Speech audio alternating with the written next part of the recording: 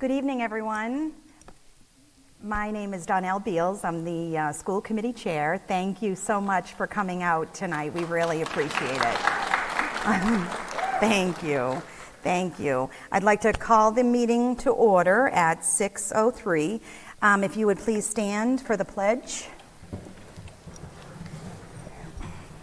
I pledge of allegiance to the flag of the United States of America and to the republic for which it stands, one nation, under God, indivisible, with liberty and justice for all.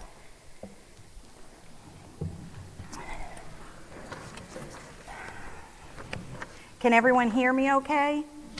Yes, okay. I'd like to read our new mission statement that we're really excited about. Together with staff, families, and the community, we empower all students to thrive within a culture of academic excellence in a creative and innovative environment where everyone is safe, respected, and valued.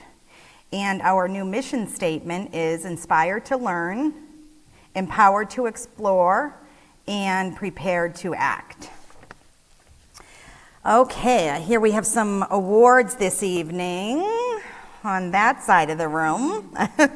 So, Bourne High School Volleyball Team 2025, American Volleyball Coaches Association Team Academic Award, earning the additional distinction of Team Honor Roll, representing the top 20% of the team GPAs nationally.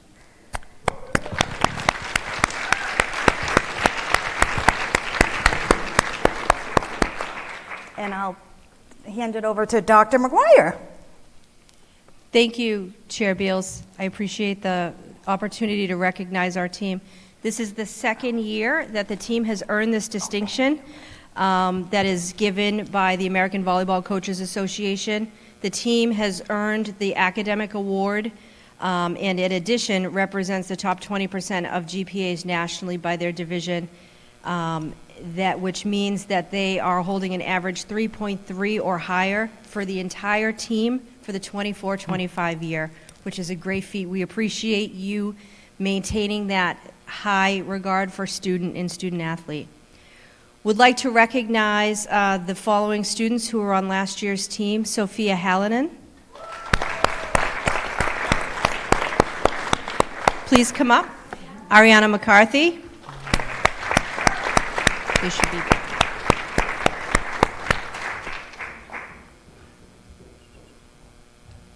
have them right here, I'm sorry.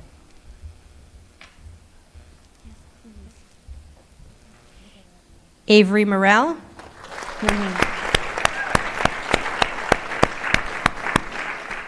Michaela Muldoon. Madeline Rosignol.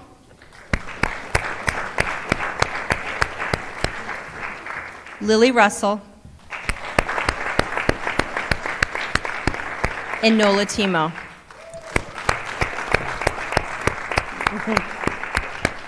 I'd also like to recognize now with us tonight Juliet Kelly and our seniors who graduated from last year, Carly May, Hannah Petrillo, and Reese Williams. A special thank you to our volleyball coaches, David Moore, Kara Russell, Neelan Dunlop, and Cassie Lee, for your leadership of this team.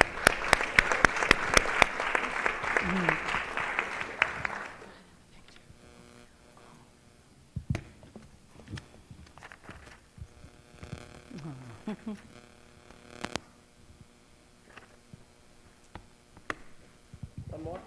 Oh. One more. Thank you. Awesome.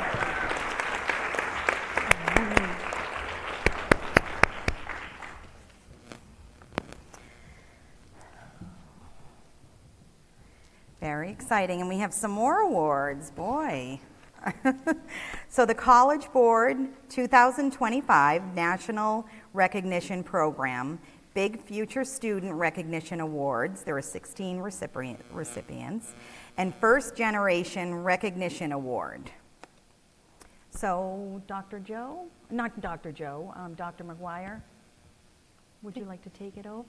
Thanks again, yes. Thank you. So the program through the College Board, this is new, the National Recognition Program, is available through Big Future. Help students stand out on college and scholarship applications. Big Future is a free online program and mobile app from College Board that helps high school students chart their path after graduation. Every year, talented students claim an award based on their achievement on College Board assessments, including the PSAT, SAT, and AP exams. This year, 16 students from Bourne High School were awarded the School Recognition Award. And to receive this award, they had to meet the following criteria: to take one of those exams, earn a cumulative GPA of B+ or higher, at least a 3.3 by the time of submission, and be one of the top 10% of test takers in their high school among first-generation college students in their state or rural small-town students in their state, or earn a 3 or higher on 2 or more of their AP exams. So our students tonight that have done that are Kaylee Abbott,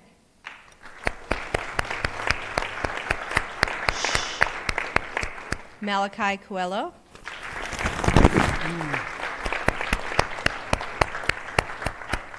Ethan Fox,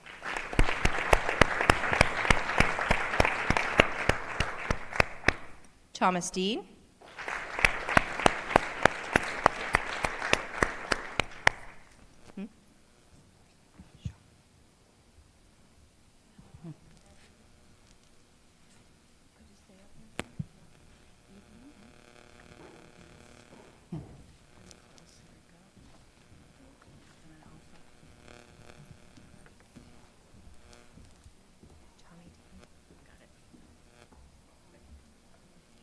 Caden Doherty,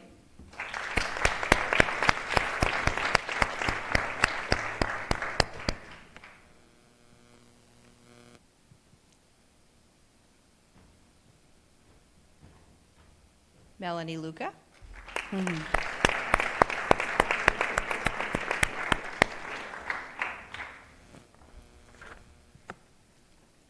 Lily Russell,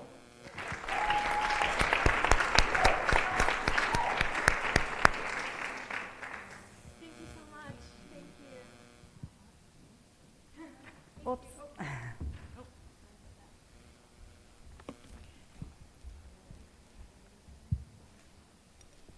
Ariana Traver,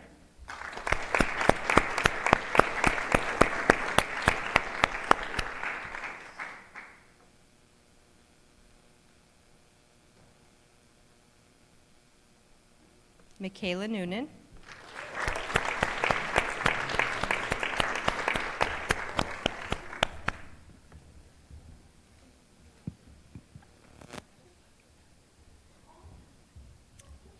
Zoe Noonan,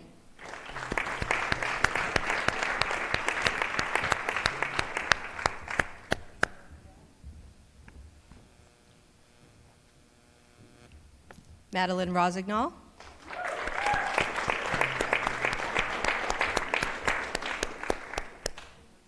and Mia Young.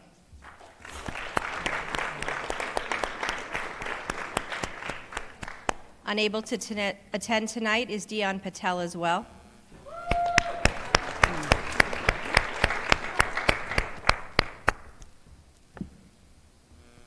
And we also have Mia Kenny.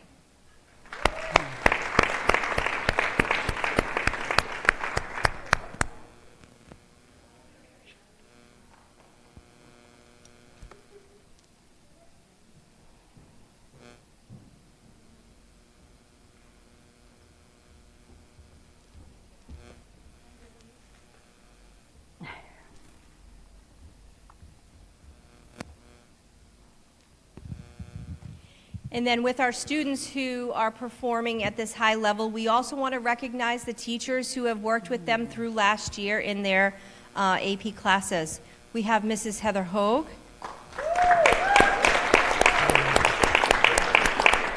please come to the front, Mr. Terry Donovan, Miss Liza Barr, Oh, that's awesome. Mr. Bill Dow,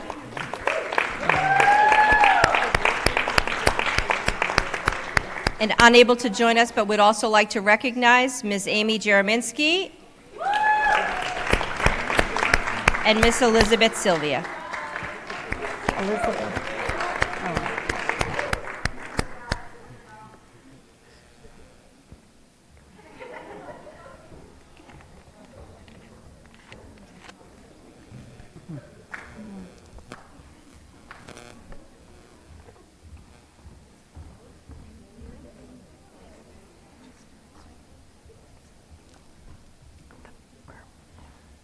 Is that unreal?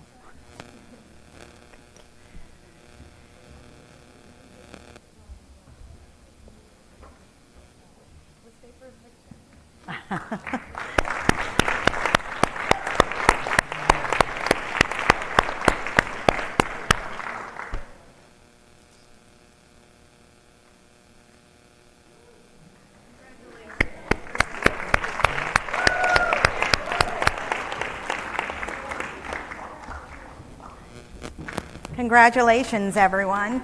And this is just yet another reason Bourne Public Schools is the best.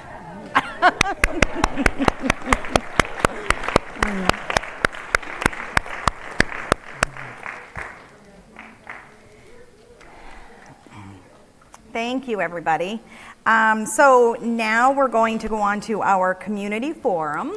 We have on the docket tonight the strategic plan and the NESDEC report. So the strategic plan, we as a school committee are so excited about. Very, very proud of this new plan. And I think, as I addressed as we chatted with the teachers last week, I think the reason that I'm most excited about this plan is because it wasn't sort of created in an office with 2 or 3 people. It was created with community members. It was created with teachers, with students, with school committee members, teachers, principals, and of course, Dr. Joe and her team. So I'd like to turn it over to Dr. Joe so she can explain this very exciting plan. Thank you. Can I be heard okay? Test? How about now? Great, okay. I'd like to congratulate again the students that are just leaving. They're the reason for the season. They're really why we do what we do, and they're incredible teachers and coaches. Just an honor to honor them here first off. But this evening we've planned a special forum. There's a presentation first, and then we really do want to hear from you. So let's get right into it. I figured if I stood up here, you'd all be able to see very well. So here we go. All right, so the purpose for this forum is narrow in that it really is only about 2 sections of our strategic plan. When I had the survey, I saw a lot of respondents have a lot of interesting questions and thoughts around other pieces of the strategic plan, so I will go into a little bit of brief detail about the plan and how it was created, but tonight's forum is really about these 2 pieces. And we're going to dive deep. So one of them is about the NESDEC study, and it was called the Best Educational Use of School Facilities Study. It's a mouthful. It's about 52 pages, and so again, one of the purposes tonight is to give a presentation on those 52 pages that's hopefully a little easier for folks to digest, and then get your input on it. The second part is what we'll flip over into as part of public input. We are charged with creating and implementing a plan for the best use of our facilities based on that report and your input. So we're starting that here tonight. It's very exciting. All right, so here are our timelines. This is kind of where we've been. Many of you have been along for this ride for a long time. We've been talking about facilities well before I came here 5.5 years ago. We will continue to talk about facilities. But really, more of this discussion had started around January 2024 when we were noticing enrollment trends, and so we launched a survey. That survey had information about pre-K, about what we called re-leveling, and kind of thinking about how we could use our facilities and spaces. That led us to having a strategic plan that was really centered around the needs of our district and getting an entire committee together to talk about this. I'll have more detail about that in a minute. Then on March 5th, we commissioned this NESDEC study. We knew that it was something that was definitely part of our plan, so we wanted to get a jump start so it could be done by June, which it was. And then our whole strategic plan was approved on April 2nd at a school committee meeting.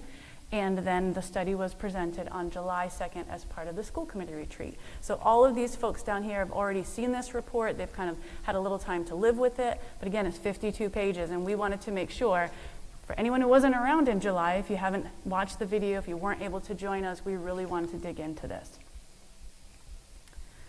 So 38 folks, we thank you for responding to the survey. It helped us plan this community forum to see kind of what was on people's minds, what questions you had.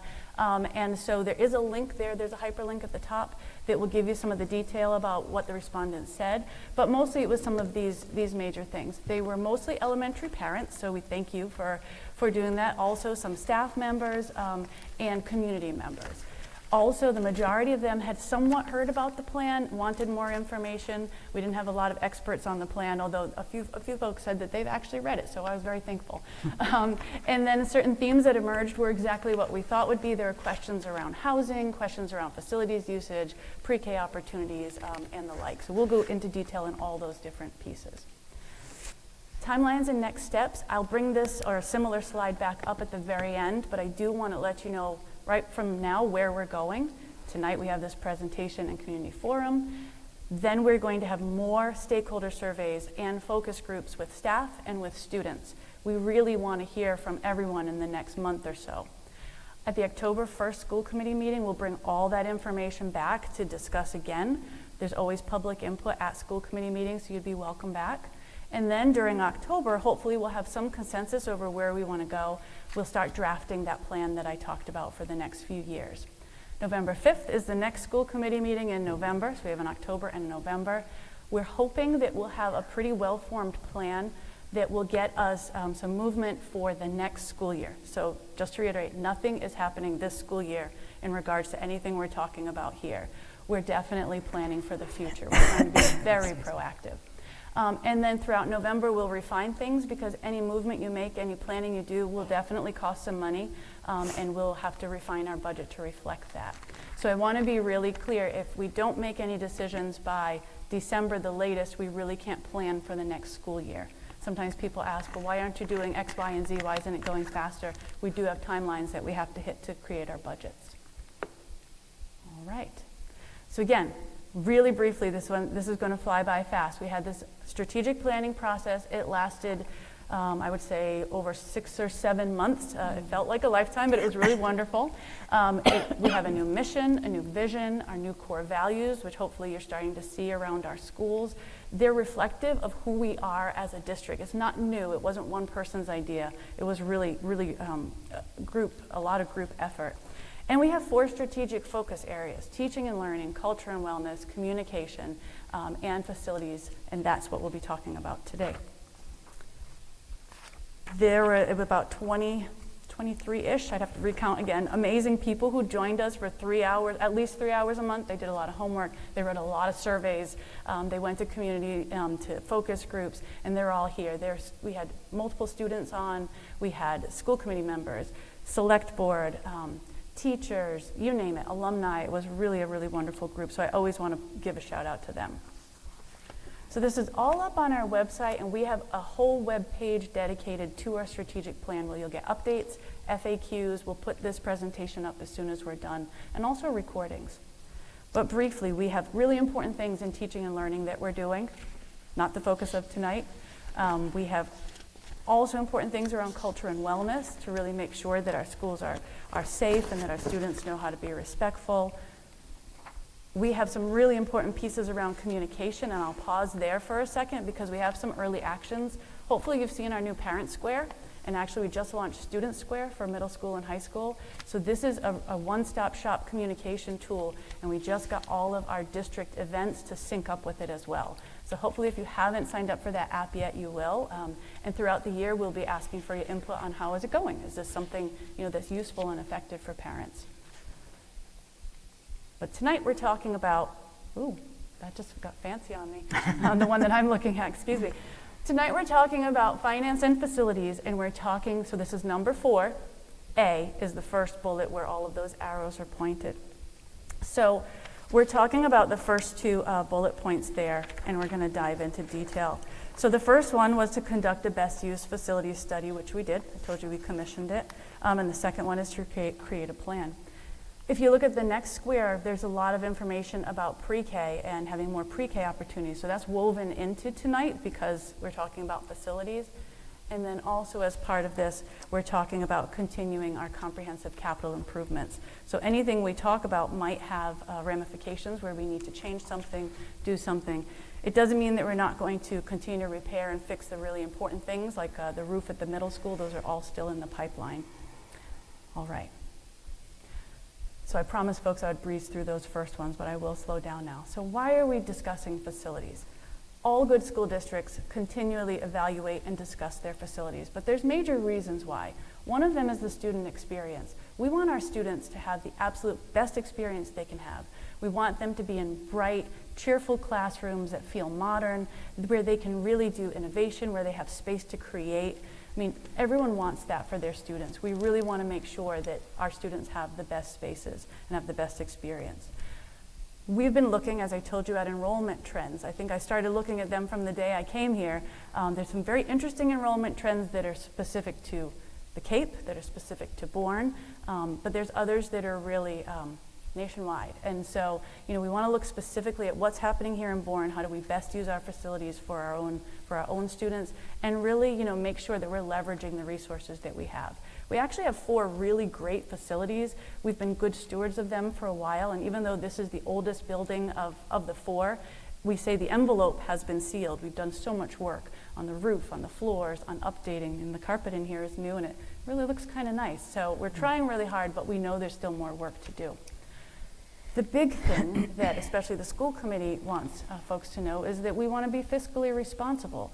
It's really important that we don't have pie in the sky dreams of, building XYZ building or, doing things that won't serve us in the future. So we're looking at our current trends, we're looking at the trends in the future, and we're really trying to make sure that we're planning, again, very proactively. Okay, so I told you a little bit about this NESDEC study, and again, these slides will be available to you. If you would like to see the 52-page report while I talk, I do have page markers in here, and you could just pull that QR code off the top. There's also a hyperlink, so if you want to go back later and just click on it. But again, it is on our website. This was an independent study by the New England School Development Executive Council, NESDEC, and they've done many, many studies throughout the state, actually throughout New England. They have their own methodology. I can't explain it all to you. It's in the 52-page report, but it's very tried and true and trusted. So we were thankful they could do it for us in our time frame. This one includes a facility review and also housing trends. So they spoke with local realtors, they worked with our partners at Town Hall, especially the town planner. A lot of work was put into this report. And it also looks at, obviously, student enrollment. But one thing I do want you to know is that we've been partners with NESDEC since I've been here. So we do get enrollment reports every year, and I've shared that with the school committee every year. So some of this was not a surprise to us. We just wanted more information. So what you'll see in this 52-page report is a lot of information, but when you condense it all to what this means for Bourne, there are kind of 4 main points for our current enrollment considerations. First of all, there are district-wide trends that we've seen. Again, these are on pattern with Cape Cod. It has to do with declining enrollment, especially in the middle and high school grades, because we are seeing, as you'll see, a little bit of a surge of a bubble coming up in elementary. But we wanted to be really aware of kind of what facilities we have and where our enrollment is. What you'll see, so I'll steal the thunder already, what you'll see is they're predicting that we'll level off and then start to rise again. And that's before they even roll in a lot of the new housing development. So again, one of the headlines is Bourne is stable right now, and we are expected to start to rise. It won't be a steep rise, but it will be an incremental rise over time, especially in the elementary grades. The other big one that we've talked about a lot over the years, if you saw the school committee, I believe it was a couple of meetings ago, we had a presentation. If you haven't seen Bourne High School in the past few years, you haven't seen Bourne High School, because there have been so many opportunities built there. I mean, everything from innovation pathways. Many schools don't even have one innovation pathway, and I believe we have 4 that are already, 4, right? And another one in the pipeline. We also have early college. Again, most schools don't have early college, so we have that bundled in. We have internships for every single senior. There's no school in the Commonwealth that has that opportunity for kids. So we're really trying to get real world, hands-on experiences for students so that they know when they're here, it's a world-class education. Yes, it's small, but it's really, really quite awesome. People can't believe what's been going on here. So in thinking about that, and we also have our academic excellence, our athletic excellence. We still have an amazing creative excellence if you think about our theater productions and our music and our visual art. No one can disagree with any of that. And so a lot of people have been talking to me about what if those opportunities could be given to our 8th graders and maybe even our 7th graders a little earlier? What would that look like? So that's part of the discussion that we'll have. Then there are 2 more really important pieces and a little more timely and a little more pressing. It's actually when I love seeing the faces of the administrators as they see their kiddos up there and the dogs, right? They're super shammy. We are at or near capacity at Bournedale, and you'll see that in this 52-page report. We are not overcrowded. I don't want anyone to walk away with the thought that Bournedale is busting at the seams. But what we really have, if you've ever been into Bournedale, is we have what are traditional homerooms. Basically, if you think about a 1st grade class, a 2nd grade class, a kindergarten class, they have windows. They're appropriately sized. The kindergartens mostly have a bathroom, right? They're very appropriate for the age group. We have basically one more that could possibly become a homeroom. And as you'll see a little later on, we have numbers of students that have been slightly ticking up where we might need to start using other spaces as homerooms. So before we're in an emergency situation where all of a sudden we need to have, and this kills me, because for many of you who know, I was a music person, so I was music on a cart, so art on a cart or music on a cart, not ideal for our kids. We want them to be in spaces where they can explore and do this. But it would be an emergency stopgap measure if we had to have another 2nd grade class or another kindergarten class. So we are at or near capacity in Bournedale for our K through 2 classrooms. In pre-K, that's a different story, and I'm going to pause for a second to make sure that especially the folks that are watching at home know what I mean by integrated pre-K. So every school district, by law, must have an integrated pre-K, and that means that it's a place for our students with special needs, either on IEPs or 504s, to kind of begin school early so that hopefully they're going to get a lot of the services they need so that when they land in kindergarten, they're really ready to go. And so what we have are integrated pre-K only. We don't have what we would call just typically developing pre-K, and that would have 7 students with special needs and 8 students that are what we call typically developing peers. If you don't use those terms, you don't know what they mean. But basically, if you've had any of your kids at our pre-Ks and you pay tuition, then you have a typically developing peer. And the idea is that they're learning and growing together. Right now, we're almost at capacity, meaning all of the spots, because they're very specific and only have 15 students in the classes.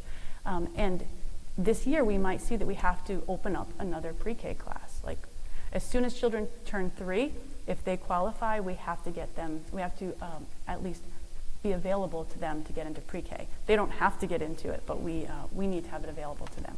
So that's something we've kept a close eye on. We actually opened up another pre-K, I believe it was 2 years ago, where we kind of saw a dip and then we bounced back. But this is something we're watching very carefully. And like I said, every room is used right now in Bournedale. So it would be at the loss of some space that's already being used.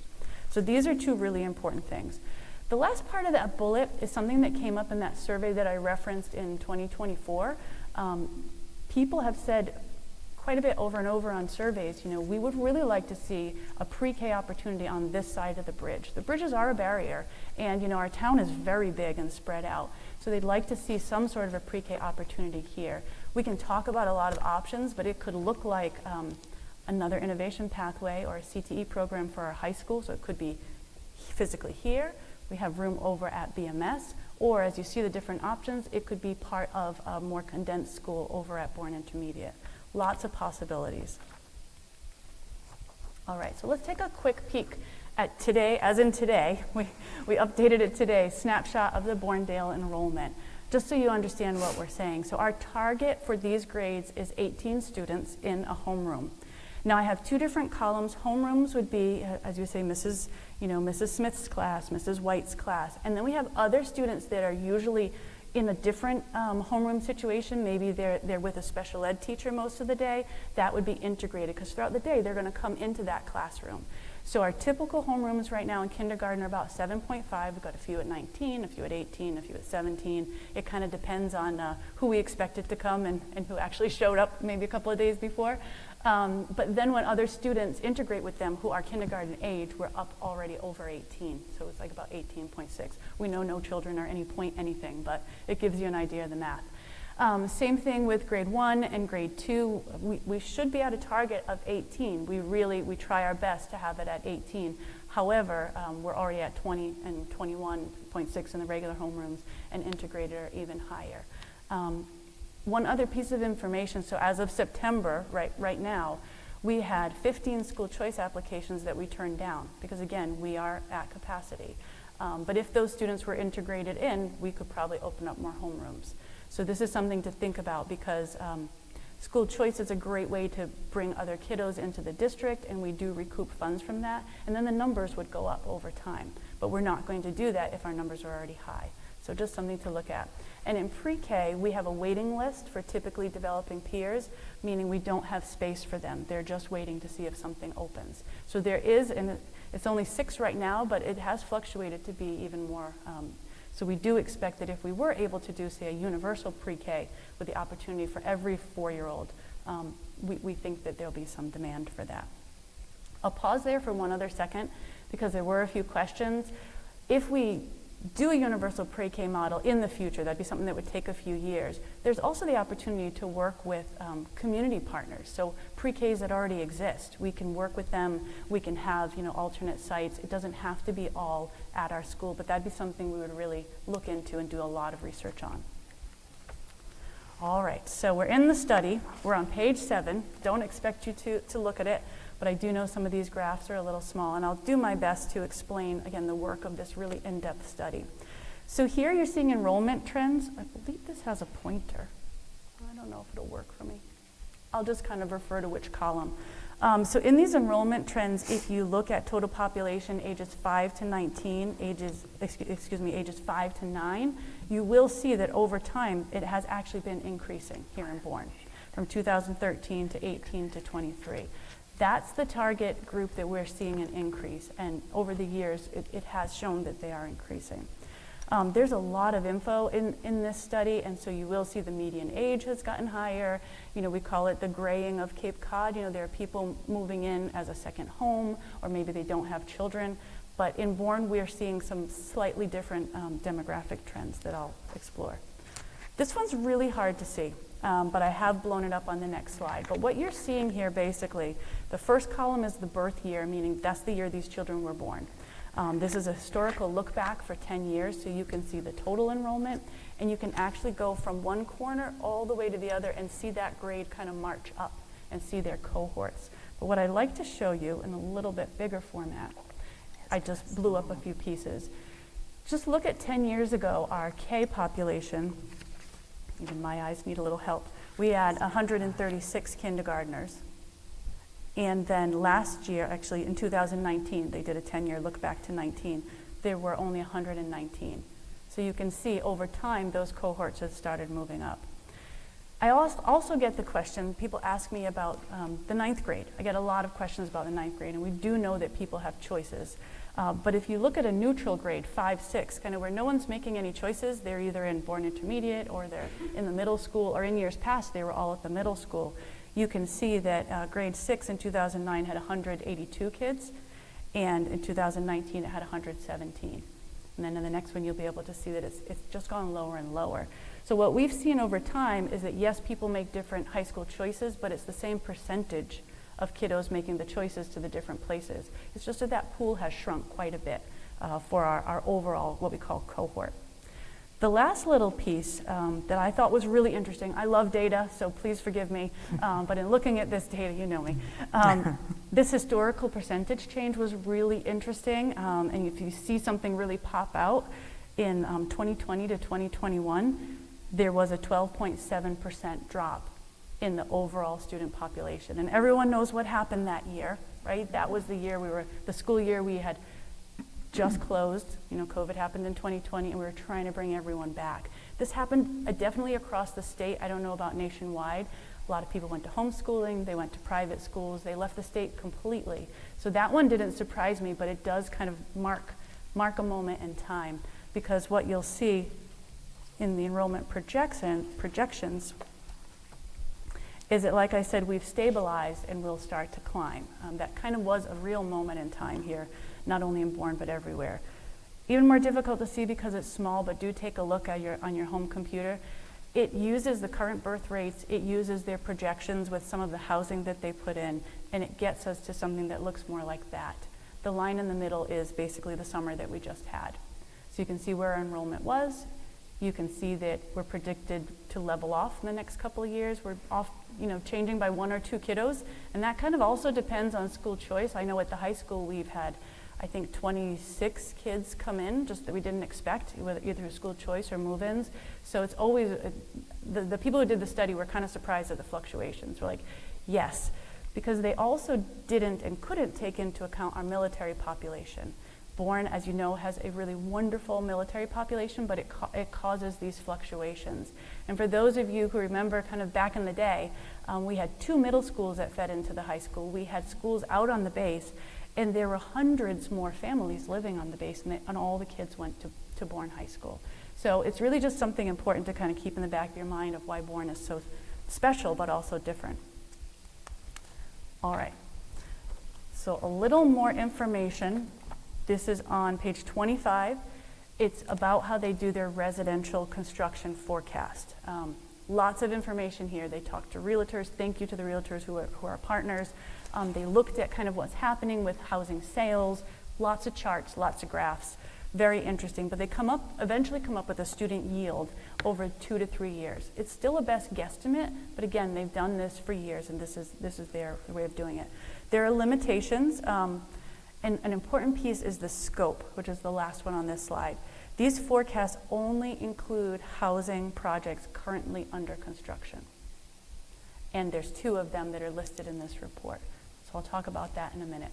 So this green box are the ones that they listed. I'm going to go over to my handy dandy 52-page report. They say this was page 25. All right, great.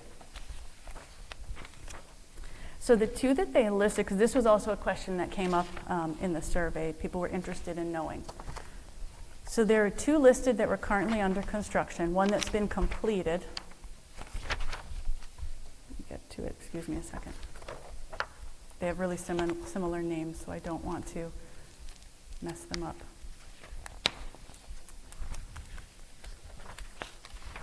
Thank you for your patience. All right, I'm there.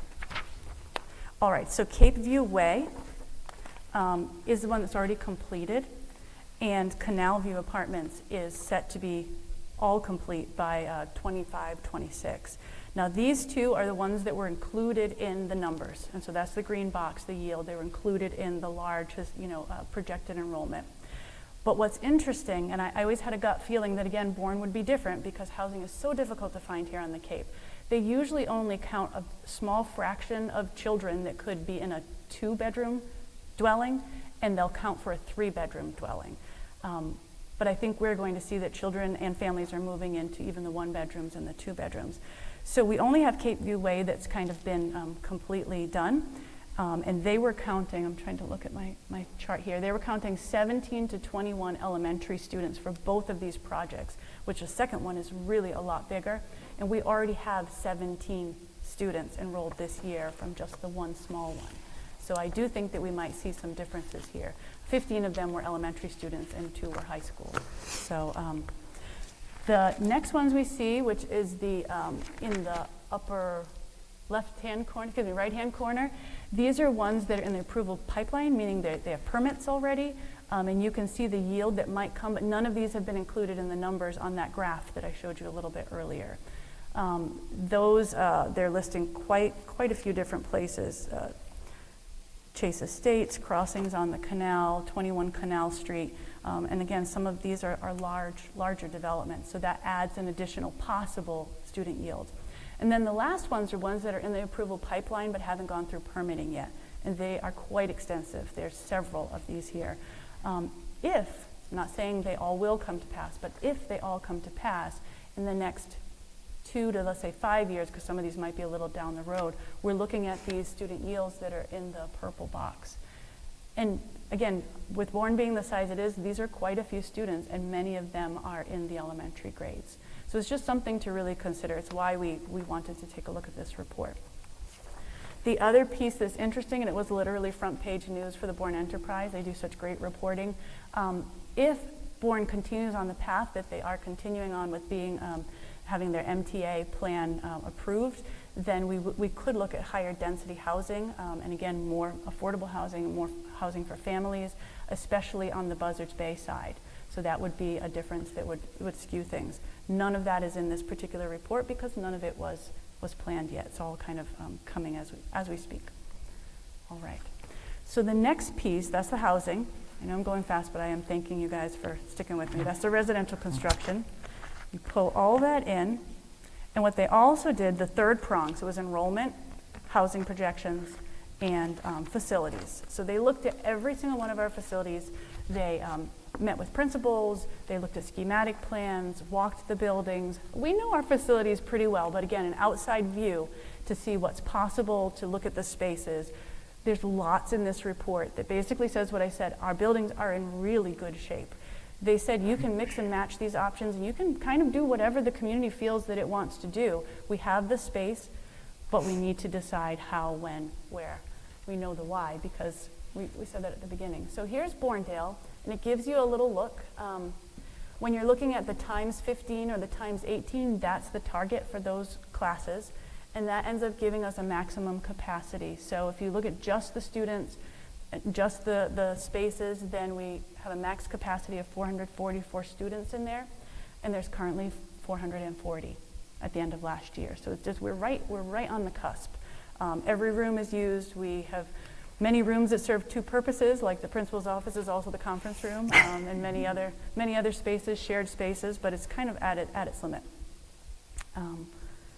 Going to the next one, Bourne Intermediate School, and I know many of you, as I look out in the audience, you've been here long enough, you were part of the Bourne 2020, you know all the really great discussion that went into Bourne Intermediate School. It was built for the cohort we had at the time, for the enrollment we had at the time, and it was built specifically to be an intermediate school. So again, for what its purpose is, it is beautiful, it's still magnificent, it's still pristine, it looks really wonderful. So there's no shortfall there and there's no surplus. It says based on the number of students, because our target is 22 in each classroom, that we could have a few more students, and it would fill if it stayed as the purpose that it is right now as Bourne Intermediate. All right, moving to the middle school. The middle school was built in a time when we had a lot more students, especially more middle school students, way before my time, but my understanding is there were 2 middle schools that were put into one. It was supposed to be 3 grades, and immediately it became 4 grades. It was 5 through 8. So a lot happened with that, and so what has resulted is we do have some surplus over at the middle school as that enrollment dipped because those cohorts kind of marched up. We can have about 24 in a class, and this year, if you remember from last year from our budget presentation, we've right-sized our staffing, so we are at about 23, 24 in every class. That's how we've stayed fiscally responsible regarding our overall budgets and our staffing, but we do think there's more possibilities here with our facilities. So it shows what's there, kind of what's underutilized, and we also have very specific spaces, again, for music, for PE, for coding, for art, you name it. There's some great spaces, beautiful media center. And then we get to the high school. And I know I've spoken with many people who went to this high school, and they recall a time when, you know, there were hundreds more students than we have right now. It was built and it was renovated and an addition put on for the students that we had at the time. So there is a surplus here. But again, if you haven't seen Bourne in the past few years, Bourne High School, then you haven't seen Bourne High School, because we've really reinvigorated some spaces. We have a business entrepreneurship lab that's also the place where DECA is. It has some amazing things, even a stock market ticker. We have a animatage science lab, which is basically a humongous iPad where you can look at virtual dissections, and that's a whole lab. So is it used every day all the time? No, but it's used by our science teachers as they come in and out. As many of you have heard, we have an ambulance simulator. We have great music spaces, great art spaces. So I think there's an appetite to really look at the spaces we have, because we do have some surplus and the ability to do some things with the space we have. It's obvious we can move a whole grade up and it will feel still very comfortable. We won't lose our good spaces, but many of us have a concern if we move 2 grades up that we might lose some of these spaces that have already been renovated and rehabbed in a really great way for kids. So it's just something to keep in the back of your mind. All right, so let's look at our current grade configurations. Many of you know this, many of you are parents in the audience, so you know where we are. And I want to really reiterate how much work was done with the Bourne 2020 to really make learning so relevant and so amazing for our kids. There was a really concerted effort to go to grade band schools.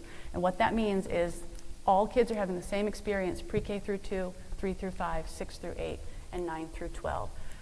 One of the concerns back then, my understanding, I wasn't here then, but one of the concerns was that students weren't getting the same experience. You knew which kid came from Peebles versus which student came from Bournedale based on what they learned and the experiences they had. And that didn't sit well with people. We wanted them all to have the same amazing experiences. So we decided to put them together. It's had some interesting, what you might call unintended consequences. There have been some things that have happened over the time with having all the students together. Some of them missed the excitement of meeting new kids in middle school. Anecdotally, we've talked to a lot of different students. We know that we've done so much work with curriculum that the experience is the same, and we're confident that if it were kind of taken apart into neighborhood schools, that we'd be able to continue to have really high quality. But there are pros and there are cons to every model. But I did want to really pay homage to all the people, some here in the auditorium, some who aren't in the district anymore, who really did so much work for the Bourne 2020 to make sure that the grade bands happened. But as I said, we really want to look at current trends and really look at the realities in front of us, which include, as I've heard from many people, the possibility and the reality of bridge construction and kind of what that might do either to our transportation models or to students who live way at one end of the district and students that live way at the other. So we just want to be cognizant of that. That came out in those surveys from January 2024. So with that said, NESDEC gave option 1 as a possibility. This is page 48. Lots more information there if you're following along. And we're just calling this 1 grade moved up. This keeps the grade bands, but it moves up 1 whole grade. So essentially, pre-K through 1, 2 through 4 would be at Bourne Intermediate, 5 through 7 would be at the middle school, and then 8 through 12 would be at the high school. This was actually the first kind of ideas that we started to float, and then people gave us more ideas. So that kind of started to get worked into possibilities. But this is still very possible. This would serve some of our needs, which includes getting more space in Bournedale. Essentially, if you think about it, Bournedale and all of our elementaries are what we call a 6-track. That means there are 6 homerooms for every grade. So that would give 6 extra rooms over at Bournedale if a grade moved up. The others would be essentially the same. The space would be the same, and as I said, 1 grade could fit here at the high school, and then they would have opportunities here at the high school. So that's one thought. This is in the study. I know it's small to read, but there are advantages and there are challenges, and we hope during public input you'll also add other ones that you see or things that you're thinking about. But these are a lot of what's on the minds, usually of parents and of community members. So if you haven't read it yet, they speak to what are the usual advantages and the challenges that people would see. All right, so option 2 is 2 grades moved up. And the idea would be that it's still grade banded, but that you're having 12 classrooms as a possibility. I couldn't tell you today if we need 12 classrooms at Bournedale. I also couldn't tell you without more, again, really looking at our facility here, that we could fit 2 grades here without possibly some major construction, really doing some partitioning of the school. But one of the advantages that NESDEC called out, they've worked with a lot of school districts, is that you could create a school within a school with a 7, 8, and 9 through 12. And we see that model in Sandwich, we see it over in Mashpee, we see it at Old Rochester. Basically, almost every school around us, whether it's the Cape or even over onto the mainland side, they have a model that has some type of a 8 through 12 or 7 through 12. So people have made it work, and you're able to have those opportunities for your kids at a younger age. So this is one other possibility. with advantages and challenges. And the challenge that I hear a lot from parents, and believe me, I was right there with you a few years ago. I have 3 children, one is 11, one is 14, and one is 20. And just that thought of a 7th grader in a high school, well, again, you have to do it right. You have to use best practices, and you have to kind of recreate the facility. So it'd be something we'd be taking really seriously and do a lot of research on. All right, and option 3, I spoke about a little bit. It would be basically returning to neighborhood schools. The neighborhood school model is that students on one side of the bridge would attend one elementary school, and students on the other side would attend another elementary school.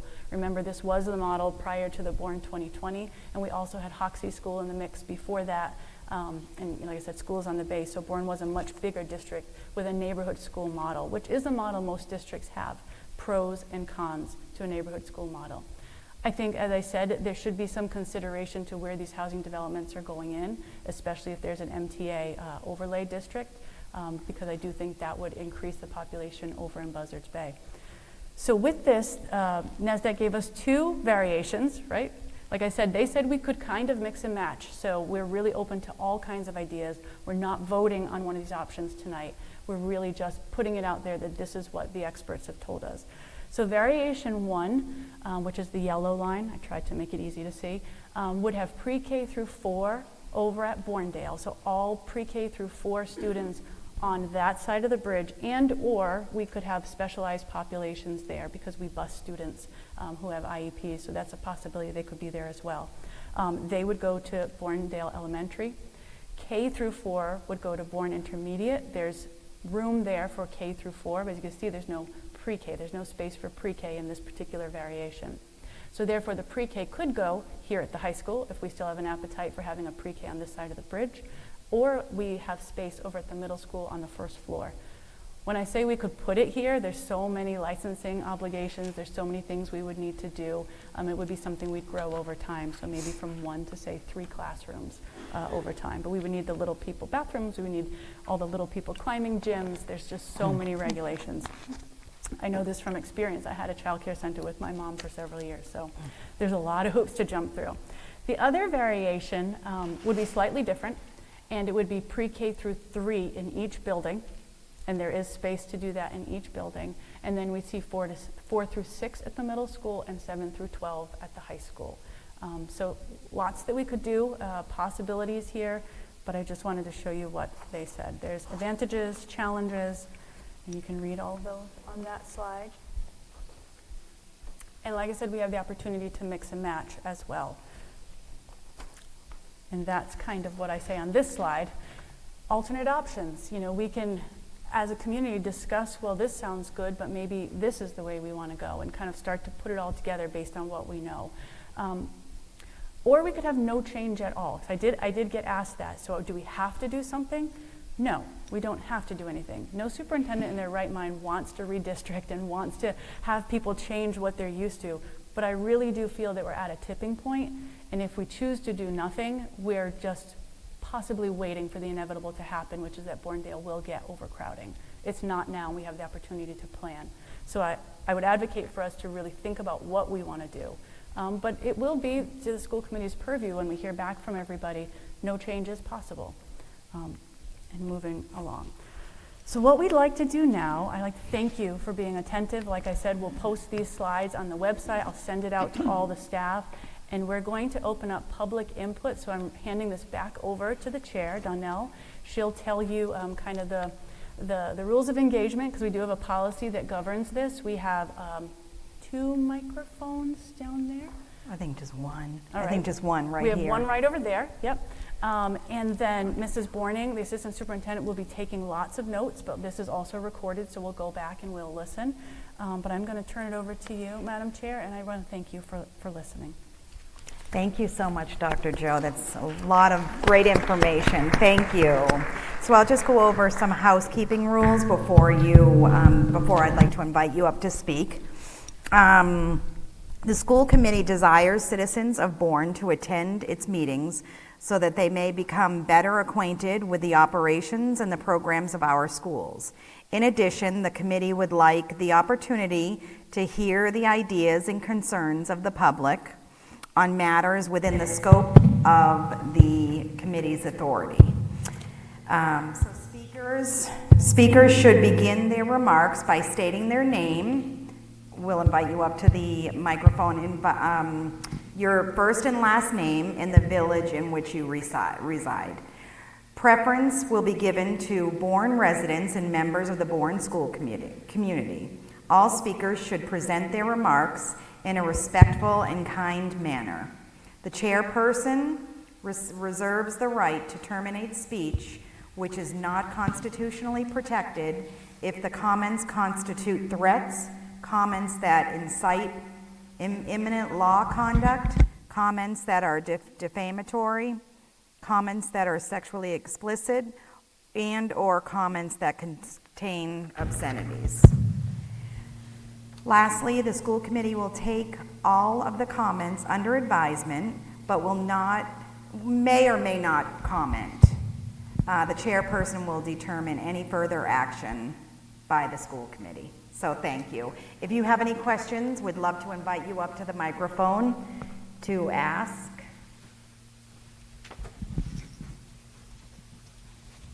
And just in the meantime, I just want to highlight a couple of points that Dr. Joe said.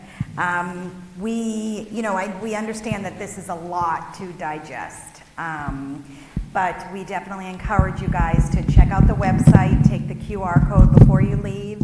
It's on the town website as well, is it? Yes? I believe they have a link to our website. Okay, they have a link to the website.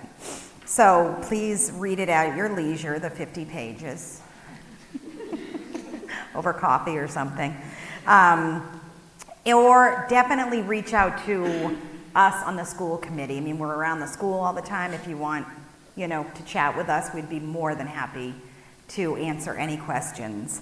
And then we also have upcoming surveys, and Dr. Joe and her team are going to hold focus groups with students and teachers. So that's another opportunity to, hear everyone's feedback. So we have a little bit of time, to hear what you guys really want and what you have to say.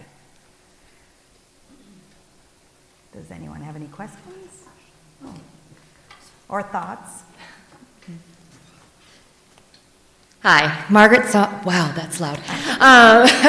Margaret Song, I'm from Pocasset. I have two main questions. One is, have you guys done a survey with people who have chosen to leave the school district? Okay. Sorry, so I can only go through the chair during Yes. the comment, so. So, could you answer that, please, Sure. Dr. Joe? Over the. All right, so typically public comment is a statement or a question that we'll take and then try to get back to you, but if I can answer it, I absolutely will. So we've done some surveys, especially with 8th graders. We've reached out and done more anecdotal and kind of talking with people, but we haven't done a complete survey that is for, every student that has gone somewhere else. Okay, thanks. I'm going to ask another question, and maybe you're allowed to answer it or not. As you guys are coming up with these forums, will there be an opportunity to have more of a discussion, or will it always be a presentation and then surveys? Dr. Joe? Sure. I mean, that depends on what the school committee would like. As part of strategic planning, we had focus groups, so it was much more discussion-like. But if they would like it to be that way, then we could absolutely do that. Okay, thank you. Thank you.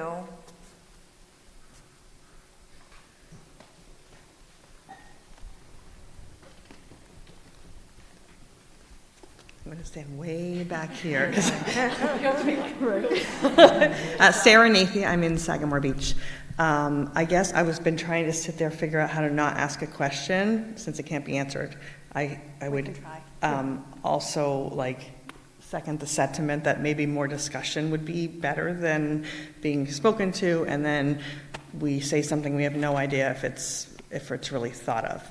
I have a couple comments. I did a bunch of research on, I have a current 7th grader, so obviously this is going to affect me because every single model that was up there, except for that, or you can come up with something different, is going to move him into the high school. There's a lot of research out there on doing that is not positive. And I don't know if NESCAC takes that into consideration. So I guess I would encourage whoever the decision makers end up being to look at that research and figure out how you can support a middle school age child. I actually would rather 7th and 8th because at least they'll have each other in a separate wing. There is just a ton of research out there about an age-appropriate school and the detriment it can cause a student. So I'm hoping that is thought of. It didn't seem like that was in the positives or negatives, except for a parent being upset about it. But there is research on it. It does exist. I had a whole bunch of it written down, but I'm not going to go through it all. So that's a comment. I'm keeping that as a comment. And then a question, which maybe you can answer. You had talked about, obviously, if you put pre-K here, I totally can understand that, there's no little kid bathrooms, little people, I thought that was cute, little people stuff. Does BIS already have the ability to immediately put a pre-K in there, or is there, I couldn't read fast enough to see if that was a negative. I can certainly review it later, but that's a question. If BIS could accommodate right now a pre-K. Okay, thank you. Happy to answer. Yes, Sure. Dr. Joe? Thank you. So, no, it was Okay. built as an intermediate school. So even to have kindergarten there, we need some renovation. Okay. Because you need bathrooms close by. So yeah, Okay. those are definitely considerations. Okay, thank you. I have a question. May I ask her a question too? It's your show. Okay, all right. Hi. So were you saying that there have been studies that moving 7th grade up to the high school? It actually, it's basically studies on having children in age-appropriate schools or mixing them with what might not be considered age-appropriate for them. So it not only talked about 7th and 8th, it actually talked about 3rd going into maybe a middle school or 4th going into a middle school. So it wasn't just focused on that, but since all the results are leading to that, I think as a parent, I would be concerned that that's not being talked about and how it sounded like 8th grade based, and again, I might be reading into it, it sounded like if 8th grade goes in, it was like, oh, there's not really that much to do, but if 7th and 8th, different wings, something like that. And I just encourage more talk about that and more looking into the research about what that can do to a kid. There was also research out there, just so you know, and I couldn't figure out how to do it, but research on less moving a kid around is actually the best. So a K through 5 model, and then, or K through 6 model and a 7 through 12 is actually as ideal as it gets, but that is not a moot point for this. So. Okay, thank you. Okay. Thank you.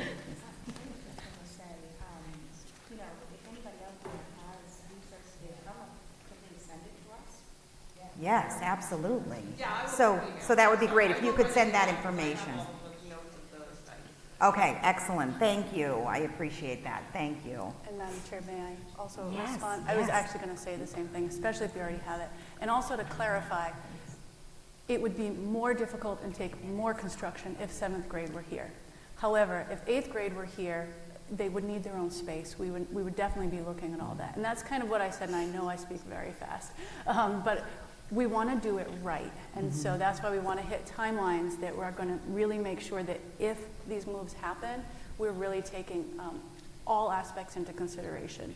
The students, the way the teachers would be, how they would group, what classes they'd be allowed to join with, if it was something that would be appropriate, that they wouldn't be, with all grade levels, but they were kind of segregated. I've been to Mashpee, my kids go to ORJH, so I totally get the separate. We could accomplish that in this facility right now for 8th grade. And then it would be scheduling, and it would be kind of all the thought that goes into the experience and how to do that. But we wouldn't need construction. That's kind of what I was getting at. I think if it was 7th and 8th grade, we'd have to do a lot more research and kind of see where those lines would fall. It would be, I think, a little more difficult. We have the space, but how it's configured might be really difficult. Yes, thank you. Okay, anybody else?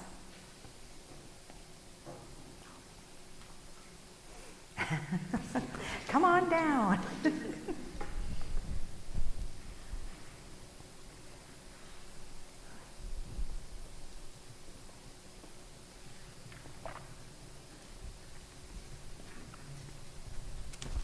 Thank you.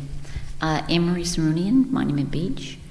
I think what's really important, and I think something that everyone should think about, and a question that the school committee should be very vocal about, is the motivating factor in traveling down this path of grade reconfigurations and so on and so forth. And I think it's important for the public to have a full understanding of how you got here. Was it one specific, motivating factor, or was it a combination of things that led you down this path to hire the consultant and look at this outcome? Okay, thank you. Would you like to speak to that, Dr. Sure, yeah, and so I think I can go backwards. It's a lot of slides. There were 4 factors, and I know there were many slides.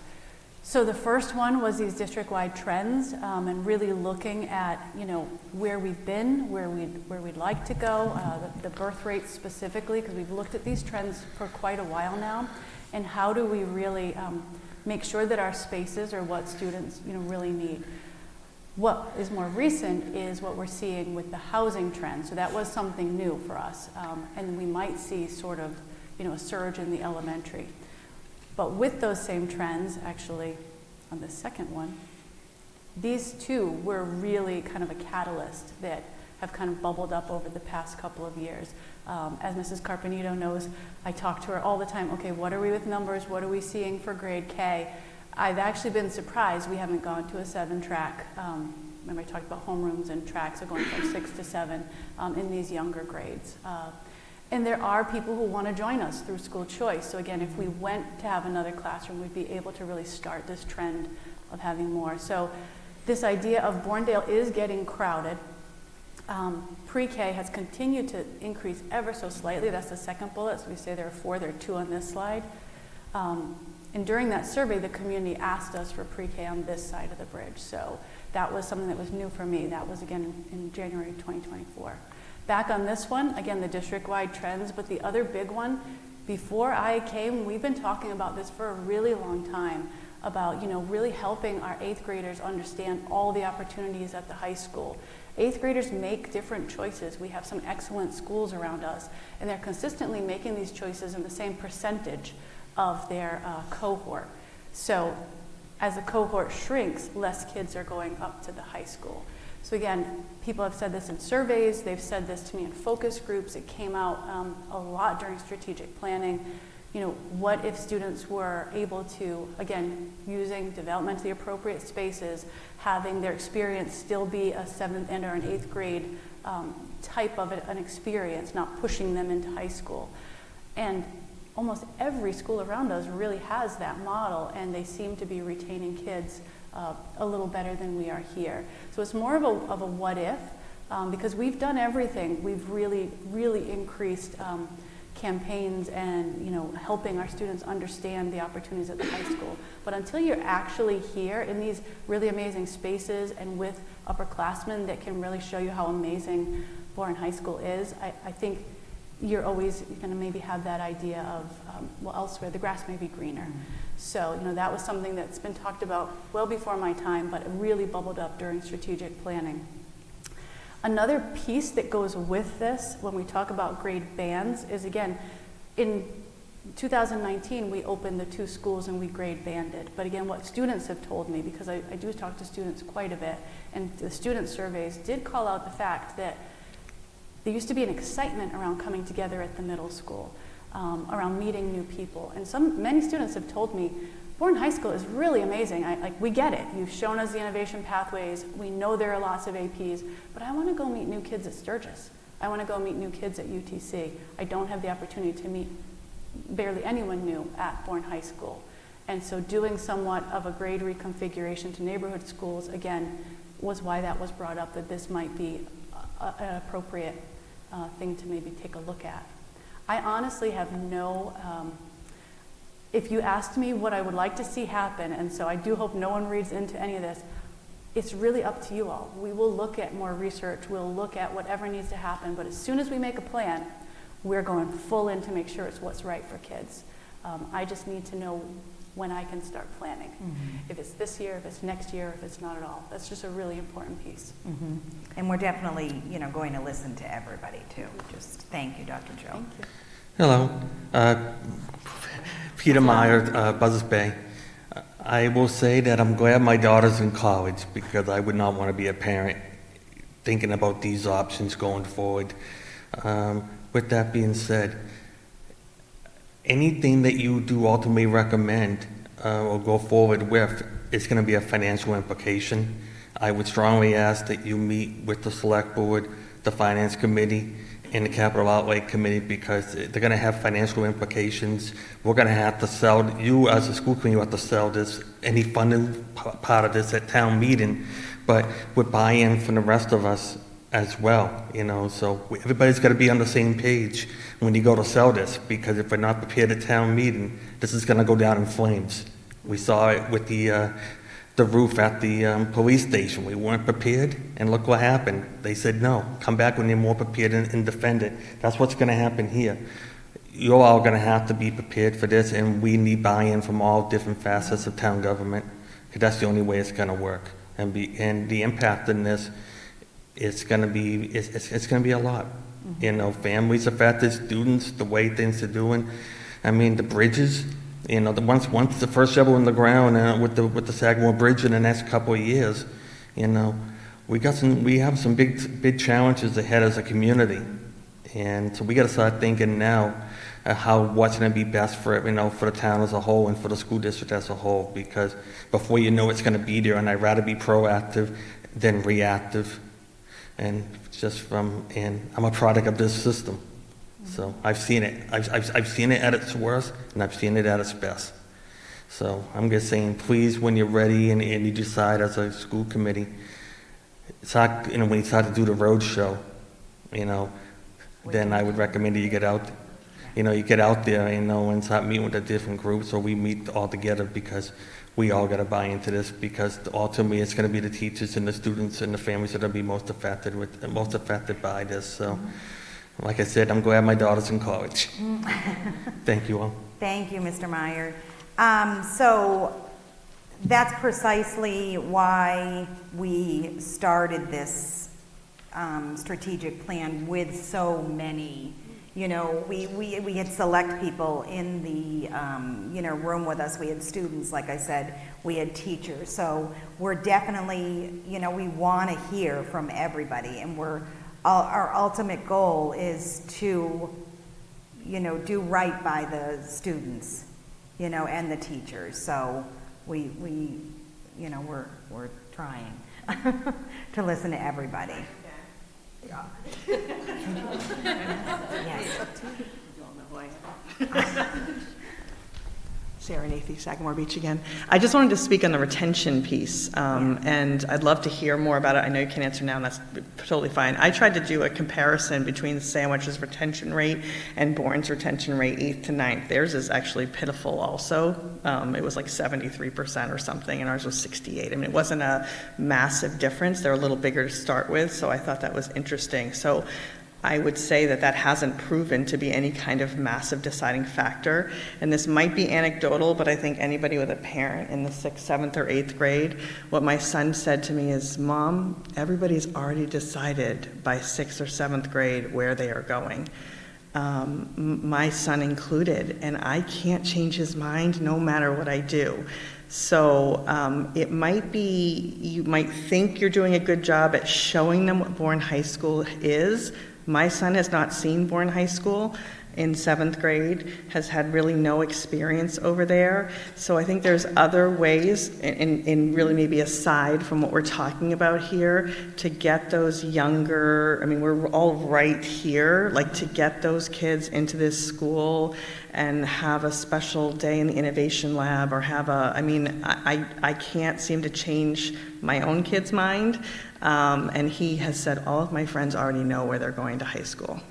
So Just know that. Thank you, Mrs. Nathy. So I'll speak to that just a bit.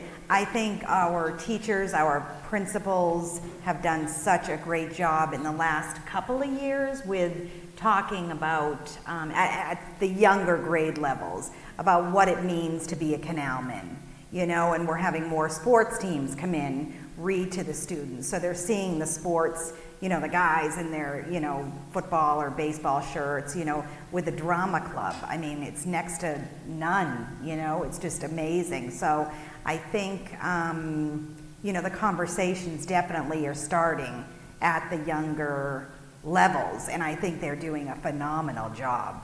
So hopefully, you know, that has helped. I think it has helped, don't you think? But again, may I? Yes, you may, yes. Sorry, I'm being caged. It's just the way this format is. There's always more to do. And I think that we can definitely take that way. There can always be more. There comes a point in time, we heard this from the students on our strategic plan committee, and also in speaking with, I talked to student council and whatever, the students at some point say, I feel like you're trying too hard. So we actually got that from them as well, like, you know, back off. So we're doing a lot with career-connected communities. We're doing a lot with, we've tried a lot of different things. I do think that there's a special appeal first from some schools, and it starts at a young age when they're able to go there, maybe for a camp. So we've tried to have some enrichment camps. We're trying to find ways we can also make them free. You know, there's a lot of things that are stacked against us, but we're certainly open to ideas. We're open to trying. But yeah, there's always more work to do. Yes, and I don't want anyone to think, you know, because I'm a big cheerleader of Bourne Public Schools. I don't know if anyone knows that. But I mean, we don't have blinders on. I mean, I'm, you know, I'm always, you know, putting out the positive, but we understand what's going on, you know, so we're just trying, you know, really trying. Anybody else?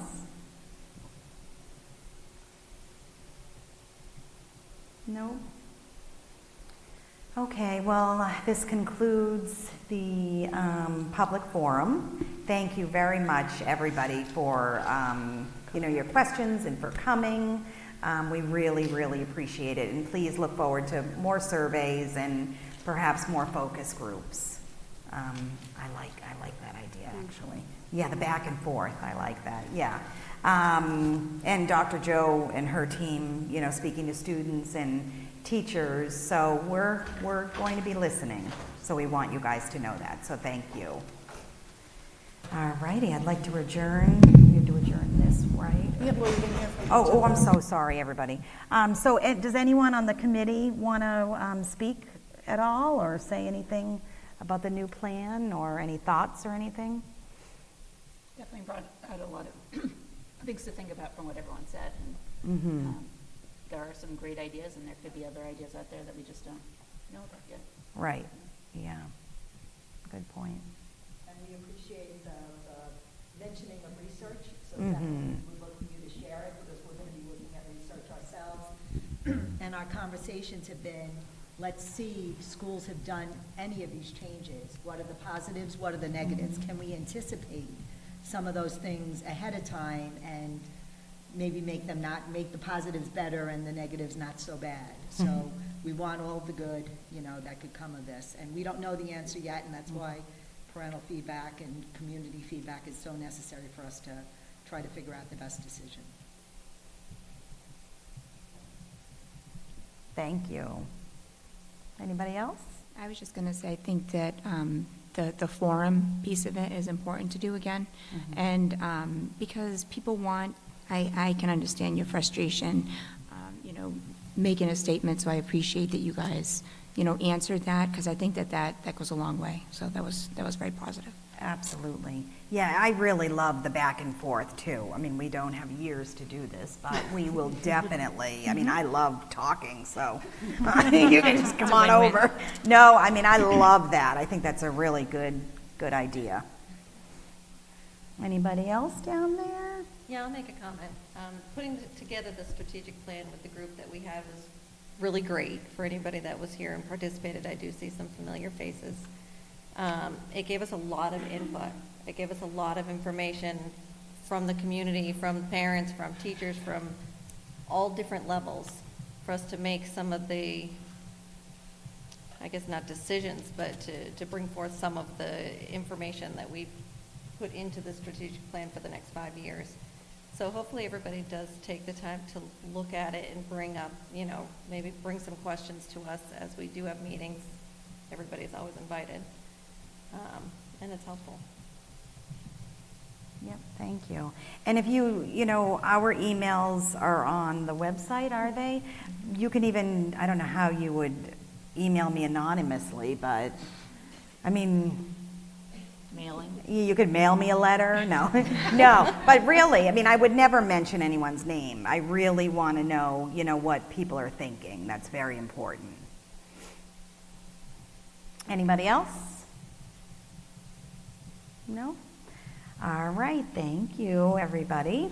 All right, thanks again, everybody. And I'd like to close out the community forum part of the school committee. May I get a motion or a second? Do we need to do Do that? we need that? I don't think we need to do that. No? Okay, I'm just closing it. So good, okay. It's closed. All right, it's closed. Thank you so much, everybody. Okay. Sarah. Just had to use it. It's an email, I can grab it. All righty. That's okay.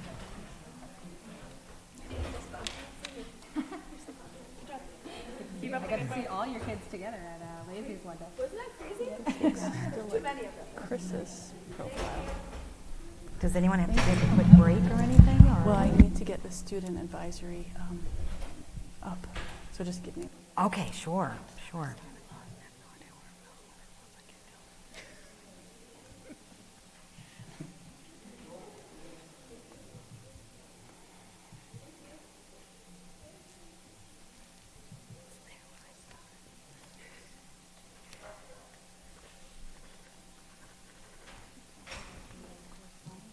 Correspondence, okay.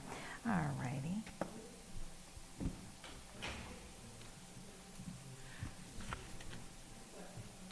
So we just had one correspondence. Did everybody see that in their folder, school committee? The one, The one from Mask? yeah. Okay, so if you guys could just read through that, please, and we can all vote on that, if you could, please. That was the only, So this is, And then- so basically we have to determine who is going, right? yes. So I'm going, anybody else going to the November? I'm going to go too, so I, Okay. yeah, You- and I yep. emailed Celeste. Perfect, Yeah. okay, excellent. Anybody else? No? Okay, all right. It's a full day. Okay, so just Carrie and I are going. But everyone can vote on this. Yeah, that would be great. All righty. Yeah, that's for, Oh, we will need a delegate, so yes. I don't mind doing it, it's up to you. Okay, I did all it right. once before, it was like 3 years ago or something. Okay. Have you Do done we it have to before? vote on that now? Okay, would you like to do it, Carrie? Yeah, I don't mind doing it, yeah. Okay, so would that be a roll call vote? Just a vote? Okay, Move to vote Carrie to be the official delegate for MASC. okay, all in favor? Aye. Aye. Everyone? Aye. Kendall and I? Okay, excellent. Thank you, Carrie. That's awesome. Good, okay. I'm looking forward to that conference, too. All righty, and then, So I'll fill this out and please. send it over to Celeste, right? Okay. Okay, Good, perfect. thank you. Thank you, Carrie. Yep. All righty, and are we ready for the student advisory report? Do you have a mic down there? Zoe, do you have a mic? Or you could just... Just grab it off the stand. Yes, yeah. It's Zoe very Noonan. short, so it's okay. So this last week, we've been back in school for a week now to the day. We've only had 4 days of school, so this is very short. Last Monday, we welcomed incoming freshmen and transfer students at freshman orientation. We had an amazing group of student leaders and teachers who were here to volunteer, show kids around, talk to them about after-school activities, classes, walk them through their schedule, where they're going to go during the day. It was a great night, and then they got ice cream afterwards, so I think they were probably happy. And then we've also adjusted to a new bell schedule, which has been an adjustment for all of us. We have the new schedule. It has an 8-day rotation with 8 blocks instead of our old 7-day rotation with 7 blocks. We've moved wind to the morning, and then we have a long block, and we also have the 2 blocks at the end of the day are always the same, which gives some nice privileges to seniors. We have a double block of senior internship this year, and it's also opened up more opportunities for other students to take other electives or more classes. So we're all adjusting to that still, and I think that we'll get through a full rotation by Monday. So we are also adjusting to our new cell phone policy, which if you have kids in the school, I'm sure you've heard about. We are, as Mr. Deneen says, off and away all day.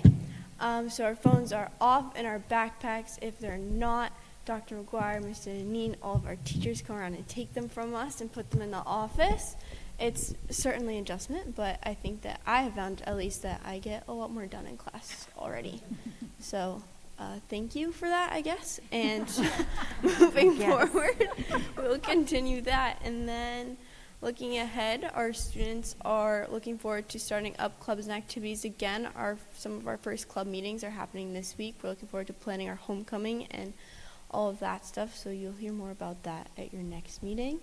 And we also have parent-teacher conferences in October, and sports games have started. I think the first games are happening tomorrow and Friday and Saturday, so we're looking forward to that too. That's all I have for you. That's it. Thank you, Zoe. So nice to have you. All righty. So the superintendent's report, Dr. Joe. Thank you. I've spoken a lot tonight, so I'm gonna say we just had a really amazing opening. I've walked all the schools multiple times, so really happy faces on teachers and also on students. I was there for the first day of school for all the schools, and then also the first day of K, and we saw all the little pre-K kiddos coming in on their orientation. So it's just a joyful start. Like, it just felt really good. But you're going to hear from the principal specifically to all the things that are school specific. But I'm just really jazzed up about this school year. So that's my piece. Hats off to our custodians, to our transportation drivers, who I also met with at the start of the year. Just everyone, our AAs, everyone who kind of pulled together to make it just an incredible and welcoming start. So with that, I'm going to hand over the actual mic to Mrs. Bourning, and she'll tell you about teaching and learning specific. Thank you. All right. On August 19th and 20th, we welcomed our new teachers to the district. Our mentoring committee, led by Lisa Dix, and lead mentors Nicole Tange, Lisa DiBiasio, and Tara Stanton, planned 2 days of orientation and learning for our new staff. I believe a highlight for them was most definitely the tour of Bourne and all the villages with Tina Canterbury, always entertaining. And just a huge thanks to our mentoring committee for ensuring that our new staff are off to a strong start.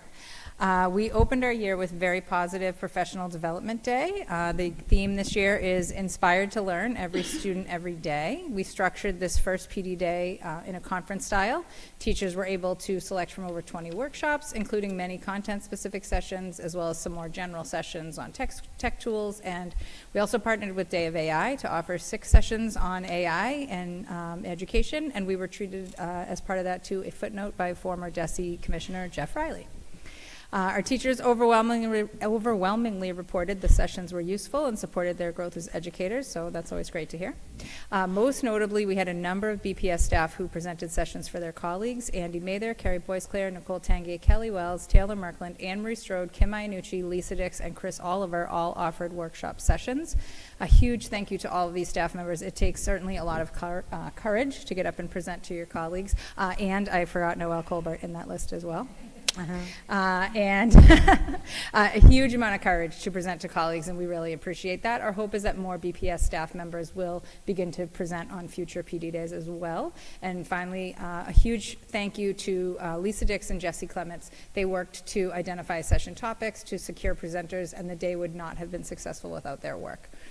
Continuing on the PD theme, we are forming an instructional council this year with the hopes of engaging staff from across the district in planning for our upcoming professional learning. So any staff members that are interested in that are encouraged to reach out to participate. And finally, our admin team also participated in targeted professional development at the end of the summer, focusing on supervision and evaluation with the goal of supporting high-quality instruction throughout the buildings.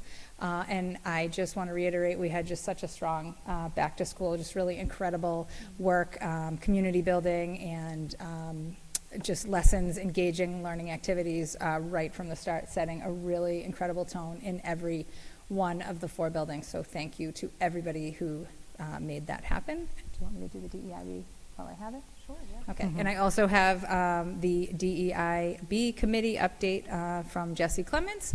The DEIB committee is seeking out new members. If anyone from the community is interested within the district or outside community members, please reach out to Jesse Clements, and you can find her email on our website. Thank you. All righty. Thank you, Mrs. Borning. Technology update? Actually, budget and facilities first. Oh, I missed that. I just crossed that out. Okay. Sorry. That's fine with me. Okay, budget and facilities update. I'm sorry, Mr. Geist. I will keep this relatively short. As always, as we start the new year, huge thank you to the custodial staff, the maintenance staff, for all their hard work over the summer to get the buildings ready for the opening. They looked fabulous for the opening, and they still do. I'd also like to thank a huge shout out to Sue Downing for getting the bus routes up and posted. It's always a major undertaking. She basically lives in the high school, I think, for the last couple of weeks of summer to get that done. And for all the parents who submitted their transportation requests in a timely fashion, which greatly helps us get those routes completed. Some quick updates just on facilities, some of the major projects over the summer. The middle school chiller was placed last week. It should be hooked up within the next week and operating again just in time for some nice cool fall weather. The solar panels and the solar electrical system at the middle school was removed. And as you can see here in the auditorium, we got some new flooring in here, in the guidance suite, in the athletic suite as well. We also reconditioned the 2 public bathrooms outside the gymnasium. And I have a lot more to go over, probably during the budget and facilities. Thank you, Mr. Geist. Now, Mr. Oliver, technology update, please. Thank you, Madam Chair. Well, that is Sure. loud. So the technology department had a very productive summer, starting with the hiring of our digital integration specialist, John Troy. He has hit the ground running, and I literally mean running. He has been bouncing back and forth between buildings, assisting staff with technology issues, and getting Chromebooks distributed to students. John has been a great fit to the technology team, and he did have big shoes to fill with Deb Bisnet's departure. I would like to take this opportunity to thank Deb one last time for her many years of service to the Bourne Public Schools, as she will be greatly missed. Aside from John's hiring, we had 2 big computer lab replacements in the district. First, at Bourne Middle School, Judy Lunaday's lab was completely replaced with new monitors and computers. We then installed our new cyber lab at Bourne High School. The lab consists of 10 student workstations made up of electronic sit-stand desks, dual monitor screens, high-performance HP desktop computers, a 100-inch front screen with 2 86-inch touch panels on the side and in the back of the room. All 3 screens tie back into the teacher workstation. This is a state-of-the-art professional cyber lab that you would find in any cybersecurity field or business. As a reminder, this was grant funded. In addition, we started upgrading the older analog security cameras at Bourne with new digital security cameras. We replaced about 50 classroom computers with new Chrome operating systems and continue to upgrade Windows computer desktops. We installed a backup server that will replicate to the cloud all our local files and servers. And we're also in the process of upgrading our email filters to catch more of those nasty phishing emails. We also replaced 50% of our copier fleet with new machines. Besides everything that was mentioned above, there is always the usual summer clean out and up around the district. A big thank you to Nick Ujakunis, who is our technology systems administrator, and John Troy for their help with these projects. I'd also like to take a moment and to thank our facilities director, Ted Buckley, for getting not one but 2 new AC mini split units installed in our server rooms at the high school and at the middle school. These are big ticket items, and we certainly appreciate his help. Without the new units, the high temperatures created in those rooms would shorten the lifespan of all of our electronics. I'm very fortunate to have someone like Mr. Buckley that can assist with making these projects a reality. So that is the technology report. Thank you very much, Mr. Oliver. Student Services and Special Education, Mrs. Donahue. Thank you. I will keep this brief as well, with really an emphasis on highlighting that we had a very successful extended school year program this summer. We serviced approximately 65 students. I would also like to extend my gratitude to Sue Downing, who coordinated the transportation and incorporated valuable community experiences throughout the program. A heartfelt thank you also goes to the teachers and educational staff who provided fun and enriching opportunities that helped students to maintain their skills and prepare them to begin this school year as strong as possible. In addition, I would also like to sincerely thank Principal Carpenito for opening the school for the majority of the program, and for Dr. McGuire for allowing the community-based program to use their familiar space as a home base. In addition, I wanted to recognize Susan Grinzel, the administrative assistant at BES, for her tremendous support. She fields phone calls, meetings with parents, and keeps everything running smoothly above and beyond what her duties are, so it is greatly appreciated. And finally, another thank you to the leadership of Assistant Director Kate Hartley and my administrative assistant Tara Adamo. Their efforts, along with those of the entire team, made for a truly successful summer program for our students. And that is all from Special Ed. Thank you, Mrs. Donahue. Okay, announcements and correspondence. Yes, so we have our principals here. Yes. And then I would also like to request that when that's finished, could we take up the votes for the field trips? Sure, So absolutely. so folks could Sure. that. Great. So let's go from youngest to oldest school-wise, just so we know how we're doing it. I was going to say, wait. We'll switch it the other way. So we'll hear from Bourne-Dale, then Bourne Intermediate, then middle school, and then the high school. So take it away, Mrs. Carpenito. Mm-hmm. Hello. Good. Just turn it on, Mrs. Carpenito. Turn the mic on. They need to be able to hear you at home. Okay, is that better? They're not kidding, that is really loud. So we definitely kicked off our school year with our welcome night the Thursday before school started. And although staff are not required to be there, pretty much the only thing that keeps them from coming that night is if they're moving their own children into college. So it's really become kind of that staple night so that families can come in, see the building with their children, kind of get that comfort level for their first introduction to the public schools, be able to meet the teachers, who's receiving their kids for the day, see our routines. And I know you're going to hear from every building, but it really is the staff that makes that. So I can't thank them enough. You know, we don't always have smiling faces that come in. It's trepidation, it's apprehension, and watching them just kind of swoop in and make the building what it is really amazing. So I just want to make sure the teachers are definitely thanked. And our theme this year is kind words, strong hearts, super friends. So we are doing hearts and superheroes this year. The boys didn't just want hearts, so we are blending the two. So you'll see a lot of hearts and superheroes today, although I'm dressed head to toe in dinosaurs, so that's a whole nother thing. So yesterday was our first day of the building. As Dr. Joe mentioned, we had our preschool students who joined us. So our building is absolutely complete now, and they're all doing great. Coming up in the month of September, we have our One School, One Book kickoff. Mrs. McCullough and our Media Center is going to be wrapping that into our literacy night and themes for the year. So that'll be on the 17th. And then we have Picture Day this year. We're working with Interstate Studios. We're excited to have a new partnership with that group this year. So our Picture Day is coming up on the 18th. Families saw information go home today. We have our Scholastic Book Fair coming up on the 21st, and that is going to coincide with our back to school night for families on the 25th. We've already been sending out information about that and how that evening runs and times for each grade level. And then the week of the 28th is Blue Star Families Week. As you know, we have a very strong military presence in our district, and so that is a really great opportunity for us to welcome all of our newer families who have moved into the town of Bourne, make sure they feel that welcome and that partnership in the school system. So stay tuned for some celebrations and some different activities for our families then. And just excited to share with you. The staff are really putting in some new ideas for this year, so I'll be excited to share those activities and events with you in future months. Great, thank you so much. From BIS, Mrs. Colbert. Making sure we don't walk into each other. Oh, it is loud. I have a loud voice already, so that's not.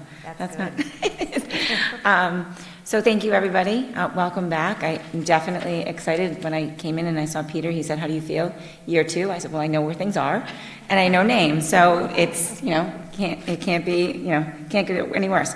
So I have to say, similar to Ms. Carpenito, our staff and students have really come into school with this level of excitement that you can feel, whether it's in the hallways or in the classrooms. The joy is illuminating throughout the building. Starting with our Welcome Back Night, similar to BES, I don't think that we had, maybe 3 teachers that were unable to attend due to bringing their students back to school, and they really kind of took the night and ran with it, to see the students seeing each other, going to their new classrooms, going to see their last year's teachers, and then kind of re-showing their families around the school and all the cool things at BIS was a huge joy. Before the school year started, something that we are working to do is to bring some liveliness to the staff. If you have been on the BIS Facebook page, you will see that we are now part of new TikTok trends. Although I'm still learning how to do that through the help of my daughters. We had done 2 different TikTok trends, but the most exciting that the students got to see was each team of teachers had their own walk-up song. So they would walk into the building with their walk-up song, and each song they chose definitely fit the personality of each of the teams. So it was really, really fun. And I'm learning through the help of Mr. Oliver how to hone in on my technology skills to create these videos. With that, we have some really exciting things that we're going to be starting this year and revitalizing this year at BIS. We are going to be piloting a new social emotional curriculum called Zones of Regulation at BIS for grades 3 through 5 during our WIN block. Zones, for those of you that know, I have a strong passion when it comes to trauma-informed practices, and Zones of Regulation is research-based, and it provides students with common language to help them to be able to identify their feelings and be able to learn skills and tools to regulate when they have these big emotions, to then help them to be able to, what we call the green zone, to be focused on the task at hand, whether it's academic, social, or what have you. We're also revitalizing our PBIS team at BIS. It's always been in effect, but we're kind of giving it new life. With the help of our PTA, we're going to be launching a school store in which the students will be able to access the store throughout the school year. It's not going to be ongoing every day, but throughout the school year. With the use of the token economy when they're exhibiting positive behaviors. We're what we call flooding them with tickets right now so that they will be able to turn those in at the school store. So we're super excited for those two to hopefully continue to bring the school community together. On the academic front, we have started our fall benchmarks as of, well, we were supposed to start today, but school pace was down. So we'll be starting tomorrow with our EARLA assessments, our happy numbers, our writing benchmarks. and several others to help us to make some important decisions for tiered supports for our students, both interventions and enrichment opportunities, both in the classrooms during the literacy block as well as the math workshop block and our WIN block. We have a new master schedule that we have launched this year, so you might hear during WIN, it's all at one time now, so we might have students across grade levels that will be working together for some community building things, so we're super excited about that. We have our back to school night on September 18th from 5 to 6:30, and what coincides with that is our fall book fair. So Mrs. Weatherby is hard at work already, gathering volunteers to help with the book fair, and that's a huge turnout for us. And then to round out the month, on the 24th, we have the 24th, I'm going to look to see, of September, I didn't put the date on here, is our Booster-thon. And that is which blew my mind last year, the huge fundraiser, the fun run that we do at BIS, and that is PTA run, and super exciting. And I am a runner, so it's one of my favorite events of the year. So that concludes our look forward for the month. Thank you. Thank you so much. That's exciting. Now, while Mrs. Sloboda comes up to the mic for the first time, we're very First time. excited. I do want to say that it was super fun for me because both BES and BIS's Welcome Back night was on the same night, overlapping by basically a half hour. So I went from one building and I saw some of the same families when I went to the next building. And oh my goodness, just the joy and the pride and showing, like, the older kids, they knew where they were going. Like, so do you know where you're going? Oh yeah, they were showing around. It was a lot of fun, and some wanted to come back and give hugs, and it was a really great night for me. So that was great. We do want to welcome Lisa Sloboda, who is our brand new Bourne Middle School principal, and please tell us what's been going on there. Great, thank you, Dr. Joe. So some of you I've met, some of you I haven't. So I'm Lisa Sloboda, the new principal at the middle school. My goal, Noelle, is to be you next year, saying I know where everything is and I know people. All right, I promise I won't cry tonight. But I also want to echo what everyone said. We had a great start to the year, and I also have a lot of gratitude to the district team, especially Mrs. Borning, who has been instrumental in onboarding me to the middle school. My fellow principals who have been super supportive, athletic director, we've met. So it's just a great team, and I'm really excited to be here. I also want to thank my building team, Dave Lindell, the AP, my AAs, John Couch, the custodian, and his team. The building is sparkling. It looks amazing. So super happy. On the 25th, we had our new student orientation. We had a ton of families show up, and same thing, lots of staff. It was super successful. Lots going on, so I did send out a survey, and we'll iterate on how we can do it even better next year. We have our back to school night next Thursday, September 11th. Our clubs and activities will start the week of the 22nd with late buses. We have tons of extracurriculars at the middle school, which I'm really impressed by. Annie Jr., we had our meeting this week. We'll be starting auditions for that. I do want to thank the PTA for the staff lunch on the first day. They really appreciated that. And a parent, Mrs. Riddle, brought her coffee truck, which was a big treat. That was awesome. So much like BIS, we started our fall benchmark testing with IXL this week. We'll finish that up this week, next week. Exciting. We have 2 intervention classes at the middle school, an ELA and math intervention. So we're really looking forward to making some big shifts and closing some gaps for students. And I'm happy to hear you're doing zones of regulation. We're going to try and do some vertical planning, so bringing some of that to the middle school. So I think that's the highlights. Thank you all. It's great to be here. Thank you. Welcome. We're so excited to have you. And last but not least, let's hear from Dr. McGuire from the high school. Hello. Hi. I'd like to start by just thanking Mr. Geist, Mr. Oliver, Mr. Buckley, our custodial and maintenance staff. We had a lot of work done in the high school this summer. We had programs going on, and their help with working with our contractors and keeping our work on time and on track was really super helpful, and we appreciate all of that. There was a lot of excitement and energy around some of the spaces, and some of the refurbishments that, just brought some energy and life to the school. So thank you for your work in partnership with that. We had a great kickoff to the school year with some new staff, a new schedule, no cell phones, and I can tell you we met with team leaders today, and across the board the consensus was just around the connections that students are making with one another, with their teachers, connections around academics, the fact that everyone seems like they're present and just really going all in on those face-to-face interactions and how important they really are.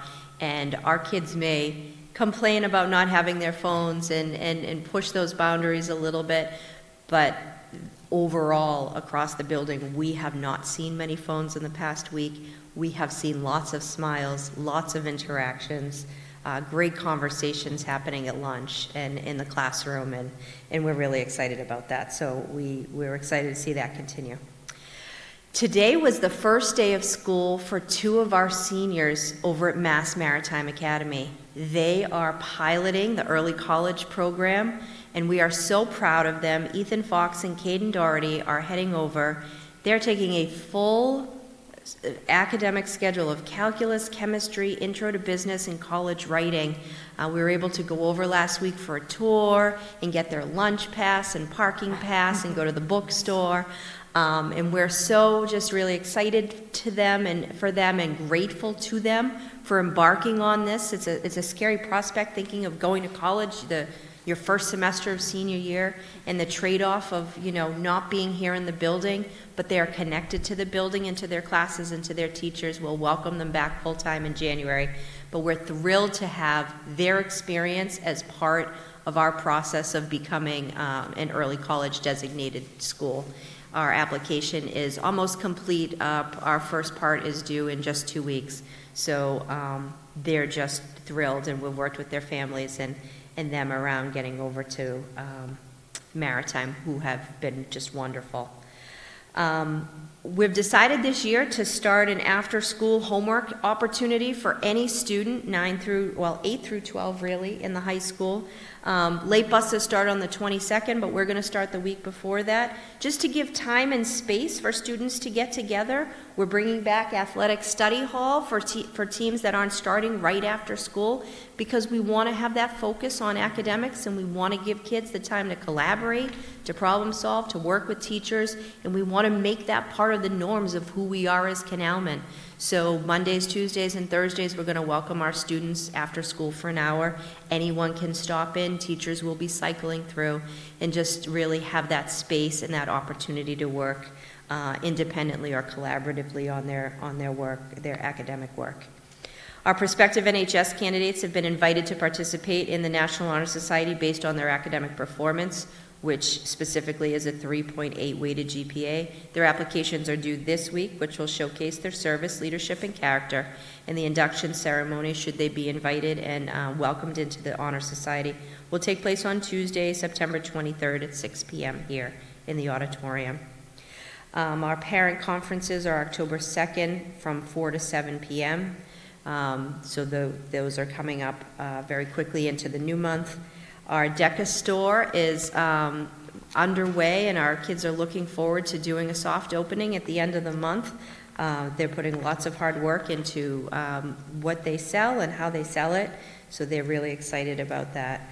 And then finally, our big news is tied, I think, to a later vote tonight around the T-Mobile Friday Night Lights endeavor. So I'd like to thank our new athletic director, Katie Alexander, and Mrs. Strode, who helped us write this application and get this off to T-Mobile. This is a national contest where we said, why are they going to pick little old Bourne? And then we said, well, why not? Really, this is important. We want to get our story out there. So we submitted an application. We met with the team over the summer who were doing some conditioning workouts, and we interviewed them individually and made a short video. And we won $5,000 should you vote to accept that donation tonight. But this contest in its second year was designed to support communities like ours and fuel the passion for high school football. As part of our win, the school will receive $5,000 with your permission to support our ongoing efforts and football initiatives. We're planning to use most of that funding on new training equipment for the team, with some swag to hype up our cheer squad, our pep band, and our fans. As the winner of a 5K Friday, we're now in the running for $25,000 field upgrades. If selected, we would use that money for tech upgrades to the field in the audio and scoreboard areas specifically. We're so excited about the prospect of being able to bring a higher level spectator experience to our fans, which can in turn fuel our team. We're hoping for community help to post, repost, and like our posts on Instagram, because that equals votes that can help us to win that $25,000. We're planning a really big Friday night home opener on September 12th, with our cheer squad and pep band all participating, and a pregame tailgate hosted by the DECA Club to kick off the season at 6 p.m. for the pregame tailgate and 7 p.m. for the game. We're hoping everyone turns out for the game wearing their purple, and we'll have picture stations, and we'll be promoting those posts to Instagram. That's the last night to post, and we think that will be a really big culminating event before they make their decisions. We've already won in this program because in talking about community and talking about football and culture and athletics and bringing our student groups together, that's what it's all about. So being able to work together, showing that pride in your program and your school, the energy around that is really fun. That was also really fun on the first couple days. But that we've already been a winner from being able to participate in that and bring our community together. The money is the icing on the cake. We're happy to have that. We're happy to have a little, the new things. But that is just really a tremendous opportunity. So we're thrilled to have T-Mobile come for that check ceremony at halftime on the 12th. That's great. Thank you so much, Dr. McGuire. Great, so I'll round us out that also, unfortunately, on the same night as the BMS Back to School Night, there's also another big event that is a national night out with the Bourne Police Department, and we will have a presence there. I'll be there with a really fun Canalman core values beanbag toss game with prizes. Prizes came in today, so it's going to be a lot of fun. There'll be other really fun things for kids, for families to do, so do come out and wear your purple. And see us, and I believe school committee will be there as well. Yes, so yes. It'll be a we'll lot of be fun. at the BMS night. We'll be kind of broken up a little bit. Yeah, but we're spreading ourselves. Trying to spread ourselves. As well. Yes, absolutely. But yeah, many of these things are already on the school district website. That's what I've been scrolling through. We're putting new ones as they come in. But also in the new Parent Square app, we have just connected that calendar to the app, so it's literally in your hand now. If you want to see when something starts, I need to try to get to one thing and the other, you'll be able to see it all right in the app. So it's pretty exciting. That's awesome. So that concludes the superintendent's report, and thank you in advance for taking up the votes that have to do with our athletic director and our high school. May I just interject something, please? So basically, for the people at home, what I got out of my first impression from your opening nights and your welcome back nights, you all spoke about the feeling in the schools and the joy and the community. That's what being a Canalman is. That is what our school is about. And I mean, it makes me so happy to hear that. So thank you. All righty, we're going to do a vote. Yes, so interestingly enough, as we researched the policy, letter J, you do not have to vote to accept this, because I thought there was a limit of a dollar amount, but actually through that policy, I'm empowered as a superintendent to accept all grants, as long as there's no advertising as part of it. So yeah, you can do a consensus vote to kind of, thank them. Okay, yeah. But in actuality, we can accept this donation right now, so. Okay, do we want to just do a consensus vote, or we don't have to? Yeah, we don't need to. We're good. We'll accept it. Congratulations. Yes, congratulations. That's so exciting. And definitely when you see it on Facebook, like Dr. McGuire said, please share it and comment, love, whatever you do. Do the wow or whatever engagement you can do on that. It would be terrific. That's great. And then for letter K, we have, again, our amazing volleyball team. As you know, they're state champions. They're won the academic award 2 years in a row. They've been invited to do an overnight field trip to Springfield, Massachusetts, to the International Volleyball Hall of Fame and have a tournament. So I believe something is in your folder that explains it in detail. I don't know if Dr. McGuire and or Ms. Alexander would like to talk about it. I don't want to put you on the spot, but we'd love to hear from you. All right. Good evening. My name's Katie Alexander. I'm the proud new athletic director here at Bourne High School. So thank you, everybody, for your support. But tonight I come and ask for permission for our volleyball team to attend the Volleyball Classic that's going to be held at American International College in Springfield. They are going to be staying at the True Hotel in Chicopee. They have 5 rooms reserved for players, and coaches have their own rooms. Transportation will be provided by Coreyed parents. No student athletes will be driving their vehicles. And this will be funded by the Spike Club, which is the volleyball's boosters club. We have 12 students that will be going, 6 12th graders, 1 11th grade, and 5 10th graders. So we did put those students up there. Those will be our student athletes who will be attending. Our coaching staff will be attending as well. And if the next slide just talks quickly about team and player development and why this would be a great opportunity for our team to attend. So it works on team bonding and chemistry. It builds relationships with the players and coaches, develops trust and communication on and off the court. One of my favorite things is always reminiscing when you get old and your knees don't work anymore, but to talk about the good old days. So this is a great opportunity for them to build these stories and have lifelong memories. Some great learn opportunities. They get to see a college campus, be around college facilities, which is an amazing experience, but they also get to work on the offense, defense of the game. They get to work on the communication of the game, opportunities to try new strategies, new lineups, which is great. And then again, just to build on their skill development, returning state champs, so we want to get them ready to go to try to chase that title again. But overall, just great opportunities for our student athletes to attend this. So with your vote, I would encourage this great approval for this awesome trip that's available for them. Thank you. Perfect, thank you. So I have a question. So is the boosters funding the entire? Yes. So they're going to do the housing, food, and the entry fee for the tournament. Okay, perfect. Thank you. You're welcome. All righty, so I'd like to, can I make the motion?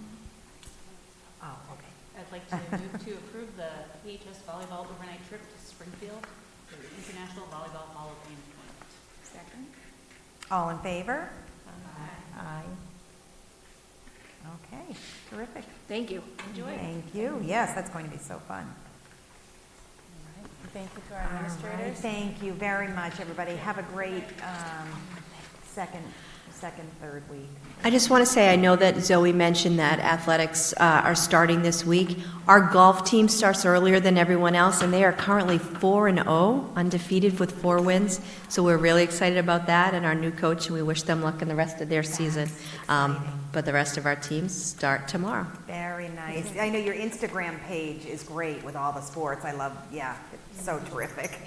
Thank you. Thank you. Like, share, and do I'm it. sorry? Okay? Like, share, heart, and Yes, yes, we do absolutely. Okay, thank you so much, everybody.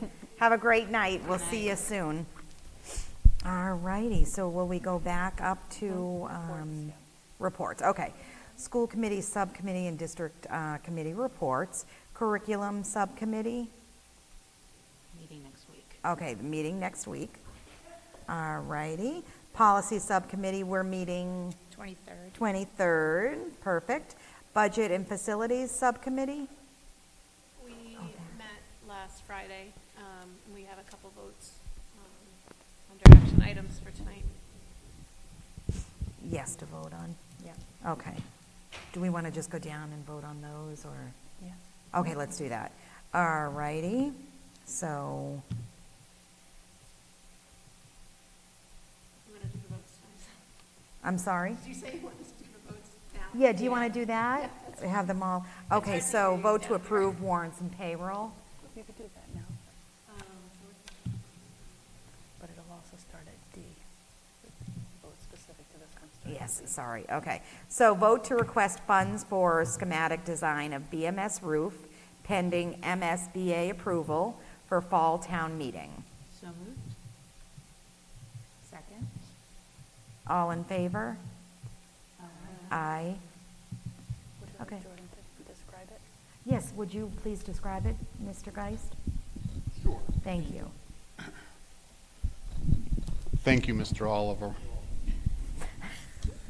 Guess we have to approve after this. So this vote is to request $500,000 for the schematic design of the middle school roofs, contingent upon the MSBA's Board of Directors voting to invite the town to participate in the accelerated repair program. The MSBA will vote in the end of October. There's a lot of interest in the accelerated repair program. I believe 96 different projects they are currently doing their due diligence on. We've already had a virtual meeting with the MSBA as well as an on-site visit.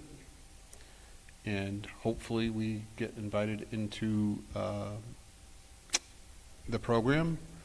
The reimbursement rate for this project would be somewhere, based off the past, around 46%. It could be higher. It's a pretty convoluted or complicated formula that the MSBA uses, but it's obviously a very large benefit to the town to have a MSBA project. The Bourne Intermediate School was an MSBA project. The 3 or 4 roofs that I did a couple of years ago was an MSBA project. One small roof on the middle school was not. I don't know why I brought that one up, but so I'm very familiar with the process. It's highly competitive. I think we have a pretty good shot at getting in. If we are accepted into the program, the town has 90 days to get the funding in place for the schematic design. That's why we're doing this vote now, because the vote's coming up in October, and then there wouldn't be necessarily another opportunity to get a vote until the spring town meeting. If we are accepted in, then we'd have 14 months to fund the full project. And I'd be happy to answer any questions from the committee on the process or anything else. Can you just remind us again about the MSBA, what that stands for? Just I'm sorry, it's the Massachusetts School Building Authority. Okay. Just the people. Yep. And you guys do obviously reference checks, right? On who actually does the roof? So there's a whole bid process Right, okay. that happens where, it's public procurement, so it's very strict on how it's done. Okay. The benefit to working with the MSBA is that they already have your design people. They've already gone through a procurement process, so they get assigned. Your project manager gets assigned, so you don't have to do that. They've already done the procurement for them, and then it does go out to bid just like any other public procurement would, and there is a vetting process that then happens. And then what type of warranty So, do you have with something like that? Just most general contractors warranty their work. The standard one's about a year from substantial completion. The warranty on the roof would be based off of the manufacturer. Okay. Most of our roofs are warranted between 15 and 25 years, depending on what type of roof is put on. Okay, We're not doing the solar panels again, right? That would be a hard no. Okay. But to answer your first question, am I still on? I think so. Yeah. For example, we just had the solar panels removed from the BMS roof. Yeah.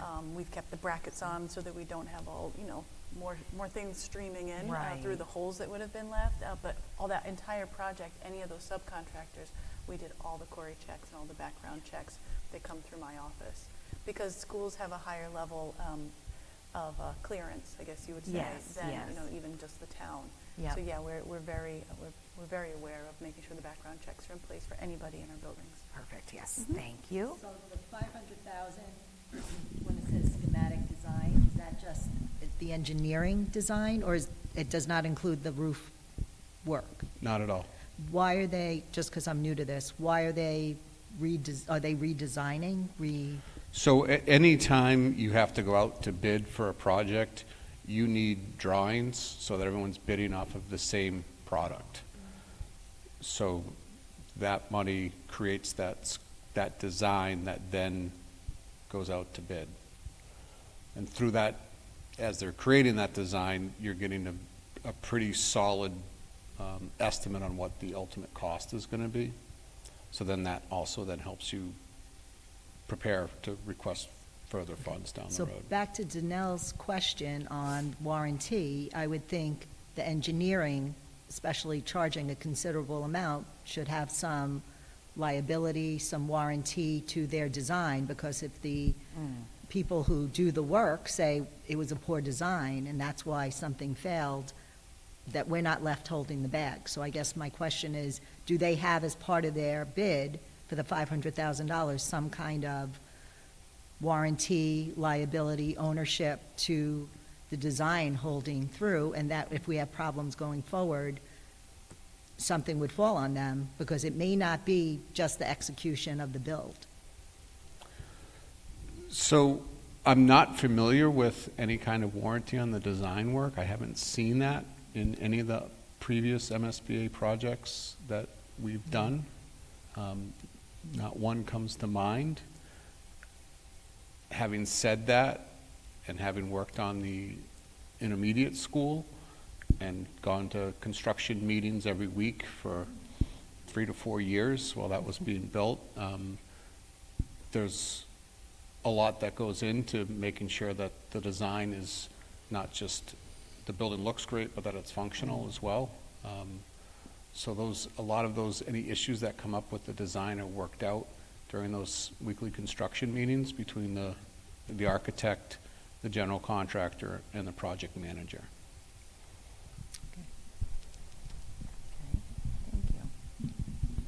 I can see her thought too, like passing the buck.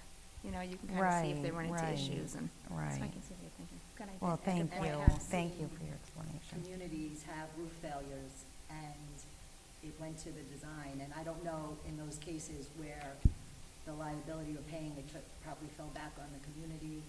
I also know, I'm not an engineer, but my job involves looking at blueprints a lot, and just because something's on a blueprint doesn't necessarily mean it's correct, so you're paying a lot for a design, and the concern, especially with the roof, that there could be design elements that the contractor is not necessarily liable for. So just Food for to me- thought. Just for Yeah. me, even though no one's offered it, it doesn't mean we shouldn't ask. It also sounds like, through the meetings, your weekly meetings, that you work out those kinks, right? For the like you just said. So anytime you're in a project, the human element is there. Yeah. There's no such thing as a perfect project at all. And things happen, and that's why you have the meetings. Yes. So, yeah, you work through a lot of that. Okay. There's give and take between the general contractor and the architect about, what the architect's vision was, and that's one thing, that's the drawing, but then there's the reality of executing that, for the general contractor, and those conversations take place during the weekly meetings. Okay. Thank you. All right, do you want to take another vote then, just so we have more of an understanding? So, vote. There's actually vote language in your file if you, it's in the school committee file. Let's see if I can put it on the screen. Fall town meeting capital requests.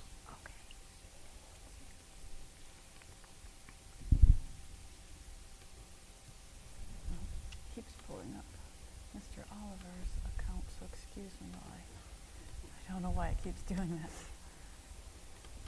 So one thing, I sometimes serve as the translator. One thing that's important to know about this, MSBA is a Massachusetts program that helps towns fund their big building projects. Up one, Carrie, sorry. What's that? It's in the budget and facilities folder in the that budget I and dropped in facilities. there. There was just so much I wanted to keep it separate. Yeah, all right. Let's see. This one? Yep. So they're very, again, there are 96 projects that got in their applications. And so they're doing due diligence. They're considering if they're going to allow us in this program. We'll have, again, it's fiscally responsible. The town will get back quite a bit of percentage and won't have to pay all the money to put the roof on. We need a new roof regardless. So it's important for us to follow all their rules. But at any of these junctures, they might not accept us. It might stop. But we have to do this very specific language first to you all to vote on, and then to the fall town meeting for us to even be considered. Otherwise, they kind of kick us out. Okay. So at any point, you know, the town could also decide not to move forward and to completely fund it on their own, but I do think that would be much more cost to the town, to the taxpayers.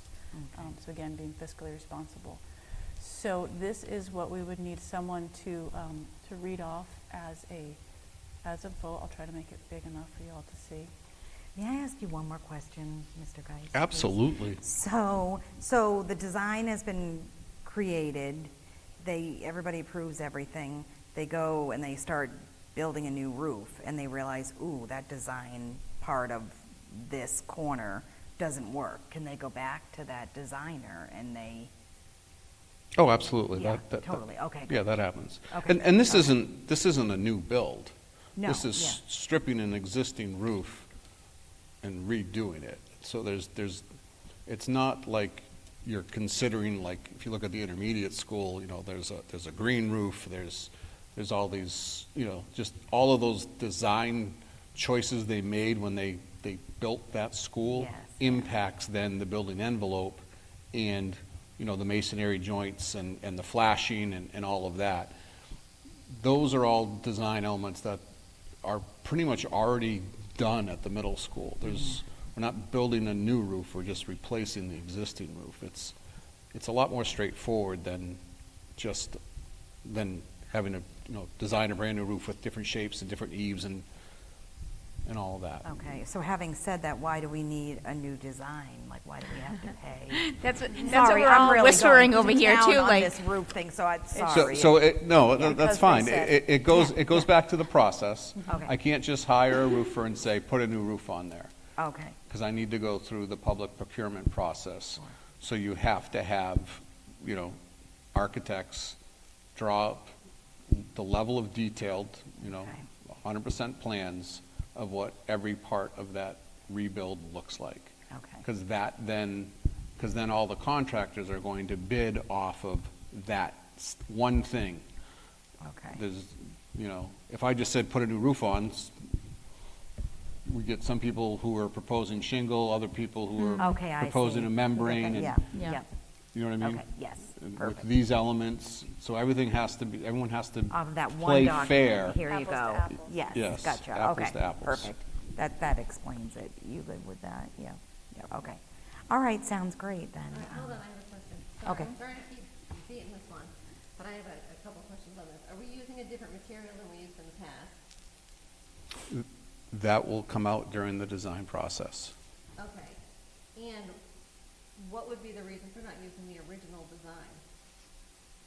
If we're putting on the same roof, don't we still have the original design? Well, I have only a layman's understanding of it, but when we think design, we're probably thinking like blueprints. But design is also going to involve inspection, and you know, there's just so many pieces that's involved in this. So this company kind of takes it from soup to nuts, you know, just to keep the food analogy, to really make sure that they've got every aspect of it for today's materials. Yes. And also they're giving us an estimate for what we need to be asking for to actually do the replacement. It's also financial. So there's a lot that goes into it. Basically, MSBA doesn't want to award anything to a town if you don't do due diligence in all these different pieces. So they actually recommend, based on how much you think it might cost, how much the design might cost. And so we're asking for an amount of money that we know will be within that sphere. We're hoping it won't cost that much because, again, then that money will get turned back to the town. But we need enough that we don't have to go back and ask for it from the town again. And the other big important piece to this, we had this language already vetted through MSBA because they have really strict timelines of when you can ask for approval and their language. So if you look here, we're asking for it contingent upon the MSBA's Board of Directors voting to invite the town to participate.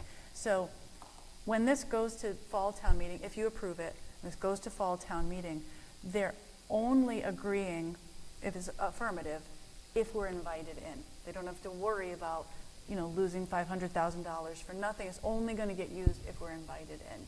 So it's really important. I really want to give kudos to Jordan. We've been on multiple Zooms. We've worked with the town administrator. We want to get that wording right so that no one's on the hook for it. It doesn't become wasted. But it's part of the process. We can't, pass go collect $200 unless we do this part and unless these words are very specific. And go from you to town meeting, and then from town meeting, if the Board of Directors invite us in, and then there's another vote later where we'd ask the town to approve the full funding, again, through a bond or through however they choose to do it. Can I ask a quick question? One more, and then I'll be done. So we basically have them, and they then bid it out. Is there a process to bid it out to maybe spend less than $500,000 for plans? So let me just address a couple questions that have come up. Why do we need a design? Because the middle school roof was built, 25 years ago. Okay, yeah. Materials have changed. Yep. Why can't we reuse the original design off of the blueprints? The MSBA requires the design, so you have to do that. It's a valid question because it does seem like a lot of money. The $500,000 really has it's 15% of the anticipated cost, and I typically don't go that high as far as when I'm budgeting for design. Usually it comes in around 10 to 12. 15 is not that much different, but the MSBA consultant said be conservative, which means ask more. Okay. So she recommended that we look at 15%. Because you don't want to end up short. This is probably more money than the design will cost, probably. So it could be less than that? Absolutely, yeah. Yep. Sweet, thank you. Yeah, I understand a little bit more now. Yep, all righty, so. You have a motion with those words. Can you see that? Yes. Yeah. Motion, vote to request $500,000 for the schematic design of the middle school roofs contingent upon the MSBA's Board of Directors voting to invite the town to participate in the Accelerated Repair Program, ARP. Second. All in favor? Aye. Aye. Okay. All righty. Thank you, everybody. Thank you, Mr. Geist, for your patience. The next one is Jackson Field. Do we want to start with Jordan talking about that? This is actually good news, but we will need a perfect. Yes, a vote on Mr. that. Geist. So this this bid was open 2 days ago, and again, as part of the bid process, we vet the bidders. It was a short turnaround. So town meeting already approved $400,000 for this project to replace the bleachers at Jackson Field. The bids were opened 2 days ago. They went through the vetting process, just got the letter today. I dropped it in your file this evening, because I didn't get to it today. It's a fairly long letter. You can see at the end the bid tabulations, the low bidder, and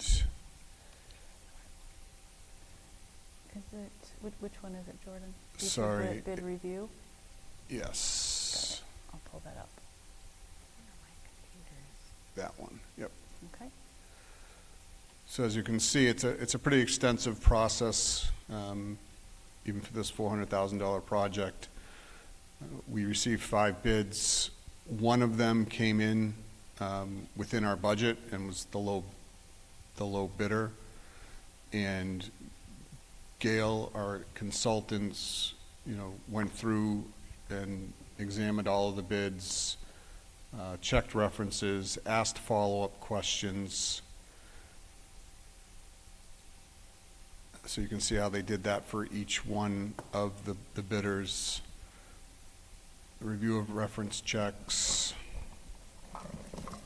who they talked to, what they said. Again, very extensive process.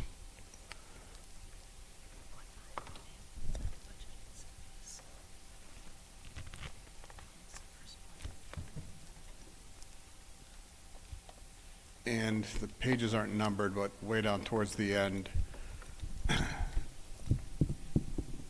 it says, based on Gail's initial review of Collins Construction's bid submission, updated reference projects, and the anticipated project scope, it is Gail's opinion that Collins Construction is the lowest responsible and eligible bidder for award of the contract.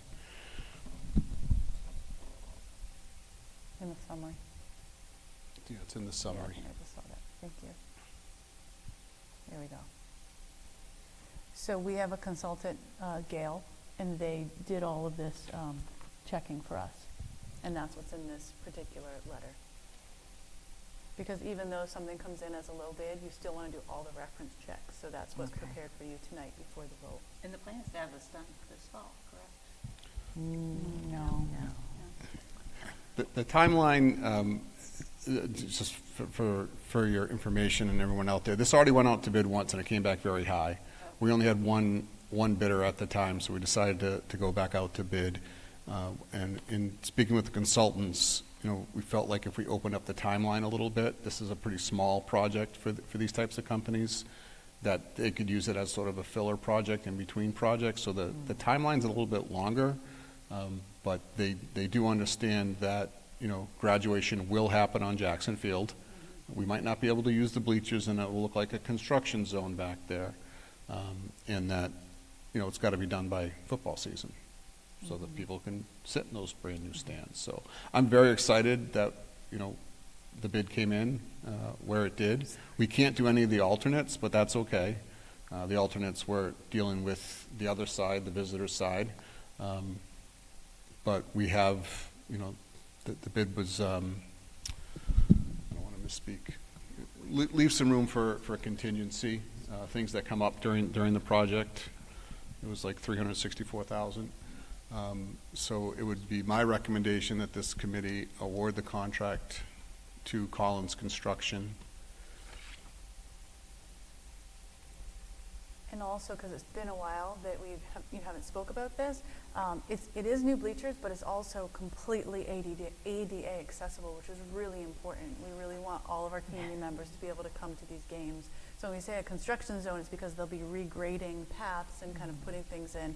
It's really what's needed. So we're excited about the bleachers themselves being new and being easier to sit in and not worried about our little people falling through, but also the ADA accessibility. Yes. So this is a really exciting thing. Yes. Sometime within the next year then? Yes. Okay. Yes. But initially, wasn't it initially something aimed for this fall or not? We had hoped it would happen this summer, but the Okay. original bid came in extremely high. It was around the times the tariffs were, we were so unsure about everything. So that's why we decided, okay, we're just going to hold and put it out to bid again. And we got actually a lot of bids back for the project. So yeah, this is really exciting. And I don't think it will interfere with graduation. I mean, I don't think too many people sit on the bleachers. You guys have enough seating, I think. I mean, We have plenty of seating on the field. I'm sorry? So mostly all on the field anyway? Yes, absolutely. Yep. Okay. So we would need an E, the vote to award the contract for bleachers at Jackson Field to Collins Construction. Correct. That is what would need to be said so that we can move forward with the project. So we move to vote to award the contract for bleachers at Jackson Field for Collins Construction. Second? All in favor? Aye. Aye. Gwendolyn? Oh, okay, good, sorry. Great, Zoe, aye. Okay, terrific. So we've got another one. All right. The wastewater treatment plant. Very exciting stuff. And right back at you, Mr. Geist. Okay, the background. Where to start? My lovely wastewater treatment plant. We initially requested $2.1 million to replace the RBCs, which are the rotating biological contactors, and they do just what that sounds like. They come in contact with all the material in the wastewater treatment plant, and it's where all the bugs live that helps break that down. It's one of the phases to clean the water. And then things happened. COVID happened, other things happened. It got sort of pushed to the wayside. We made some other repairs based off an earlier request as well.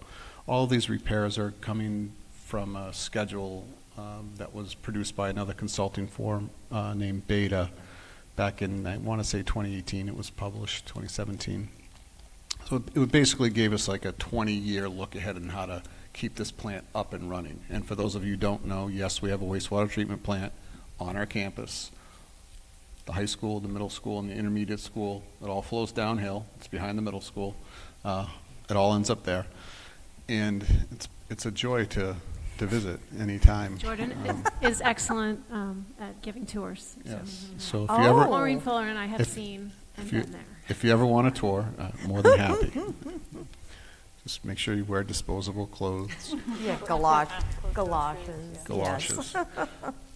So we talked about this extensively last year at the Budget Facilities Committee meetings to try to get a clearer path forward, because it seemed like an awful lot of money to spend on a plant that really doesn't have a lot of flow to it. It was, built when there was, as we saw, enrollment was a lot higher. There was, in Peebles Elementary, I think alone was responsible for, because it was so old, they had all the high flush toilets and, all the modern schools, it's a limited flow that goes down there. So we're looking for another path forward.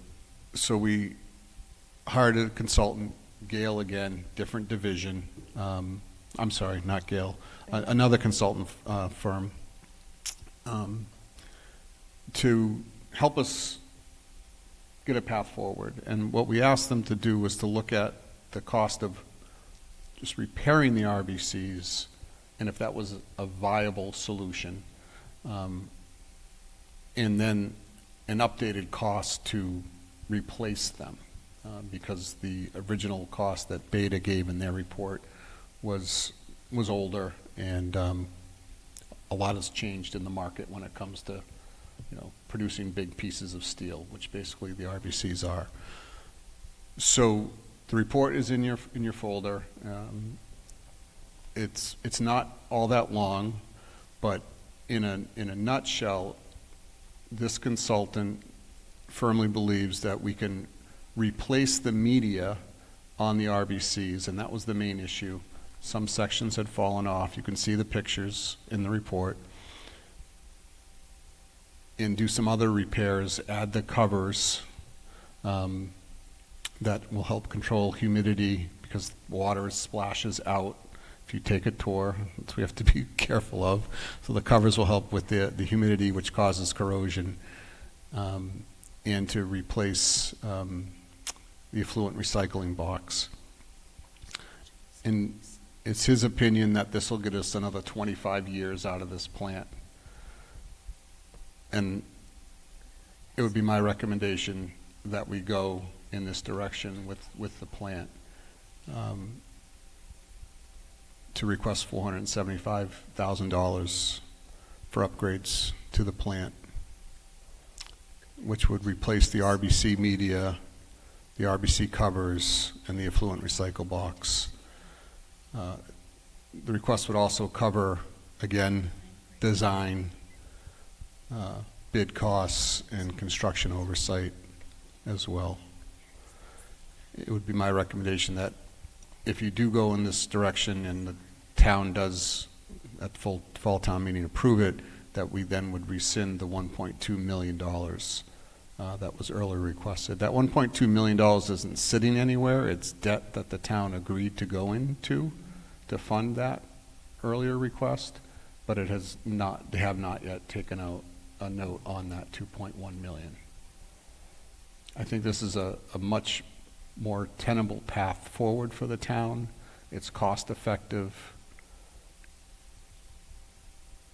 and I think it'll get us to where we need to be with the plant for the next 25 years.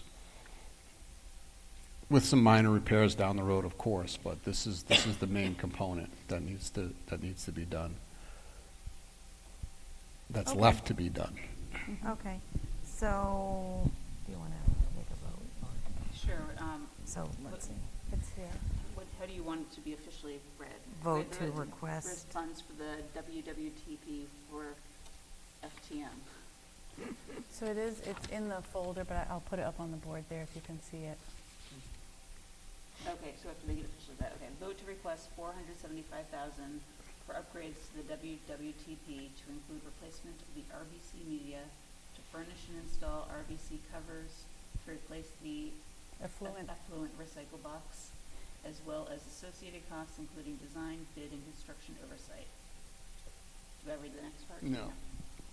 Okay, second. Anyone want a second to vote? Oh, second. Okay, thank you. Okay, all in favor? Aye. Awesome.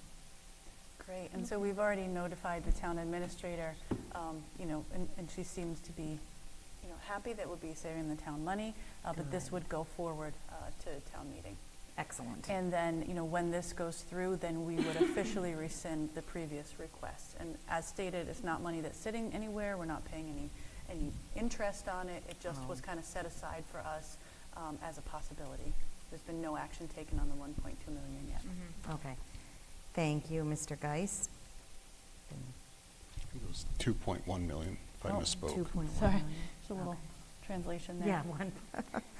All righty. All right, we've got a few more. All right. You want to go on to Athletic G? transportation. Yep. This is great. This is a good one. Yeah, so I'm talking with Ms. Alexander and Sue Downing. We decided to go out to bid for the athletic transportation portion for transportation. As you may know, the collaborative handles all of our transportation for our regular ed, after-school buses, sports trips. Due to the nationwide and definitely Cape Cod driver shortage, sometimes they have really hard time getting us drivers for those times when our trips need to leave, like right at the close of school, because they're out doing the younger kids' bus runs. So again, hired a consultant who has years of experience in transportation bids. Those bids were opened up today. The results are in your folder. Again, sorry for the late notice, but it's all about timing. So it would be my recommendation that we, let me just stop for a second. If you read the bid results, you're going to see that it's extraordinarily expensive. It was over $200,000 for the year. The rates, you can see the hourly rate in there as well as the bus rate, and they're a lot more than we typically pay. It's a lot more than we pay than the collaboratives, let's just put it that way. So I'm not suggesting that we award this contract to this company to take over all of our runs for athletic transportations, just the ones where the collaborative struggles to get them to. Okay? Is that what that amount is, just for just those ones? It's like sort of just an a la carte. It's someone else we can call when the collaborative says, hey, we had a driver call in sick today and we have no one to take the football team to their away game, and then we can call this company and they will do it. How could one bidder be half of the other two? That seems like a very Happens all the time. Does it really? Does That it? it would be that big of a difference? Wow. Yep. Depends when they're coming in from their buses. You know, they might be charging mileage to get to us. But again, the numbers you're seeing here are what they bidded if they did all of it. But we would use it kind of a la carte based on their mileage rate and the driver weight cost and what have you. It seems unbelievable that it would be that big of a difference. But you still have to, as a committee, choose one of these for us to even use them. So it's sort of like a subcontractor then, right? Yeah, okay. Okay, so do you want me to, do we want to vote on it right So now? there is language in that letter that is in bold right at the end of this report, right there. The school bus athletic transportation dated August 13th, blah, blah, blah, awarded to Lucini Bus Lines. It's a 3-year agreement. So that is what I. Yep. All right. Make a motion that the bid for school bus athletic transportation dated August 13th, 25, opened on September 3rd, 25, to be awarded to Lucini Bus Lines of Bridgewater, Mass. for the fiscal years of 2026 through 2028, 3 years at the rates so specified in their bid, and a total cost not to exceed $618,189 for those athletic trips required, inclusive of the performance bond, on the basis of there being the lowest responsible and responsive bidder in the best public interest. Okay, second? Second. Okay. Okay, all in favor? Aye. Aye, okay. All right, great. Thank you, Mr. Geist, again. I should just have that taped. I feel like you. Okay, all right, so that's terrific. So H, right? Okay, so the closeout and turn back to the town, do you think you have anything left to explain that? Sure, absolutely, thank you. All righty. There's 2 documents in your folder. One's the letter and one's a list of encumbrances. So I'll just go over the closeout letter. So the FY25 adopted budget of $26,652,537 was then amended by a $300,000 sped reserve transfer. We also had encumbrances from FY24 of $14,930.25. So you take those 3 numbers, add them together, and you subtract our 25 expenditures of $26,513,785 rather than 45 cents, along with FY25 encumbrances of $453,559.71, which means that we will return to the town $122.09. So it is recommended that the school committee carry over the attached encumbrances in the amount of $453,599.71 in FY26, and the school committee return that sum to the town of Bourne's general fund, $122.09. I'm happy to answer any questions about any of that. What's an encumbrance? Yeah, it's a little, if you could explain everything, please. You're on a roll. Yeah. So an encumbrance is, so like at the end of the year, there are bills that come in after we close out, and so that's, so you see that in FY24 we had $14,000. So they're spent during FY25, but they were really FY24 money. So you got to sort of balance that out, right? So the $14,930 was spent during FY25, but it was FY24 money, so that's why it's an FY24 encumbrance. Okay. And then it's just sort of how it works. You can't, this is a silly question, can you roll it over?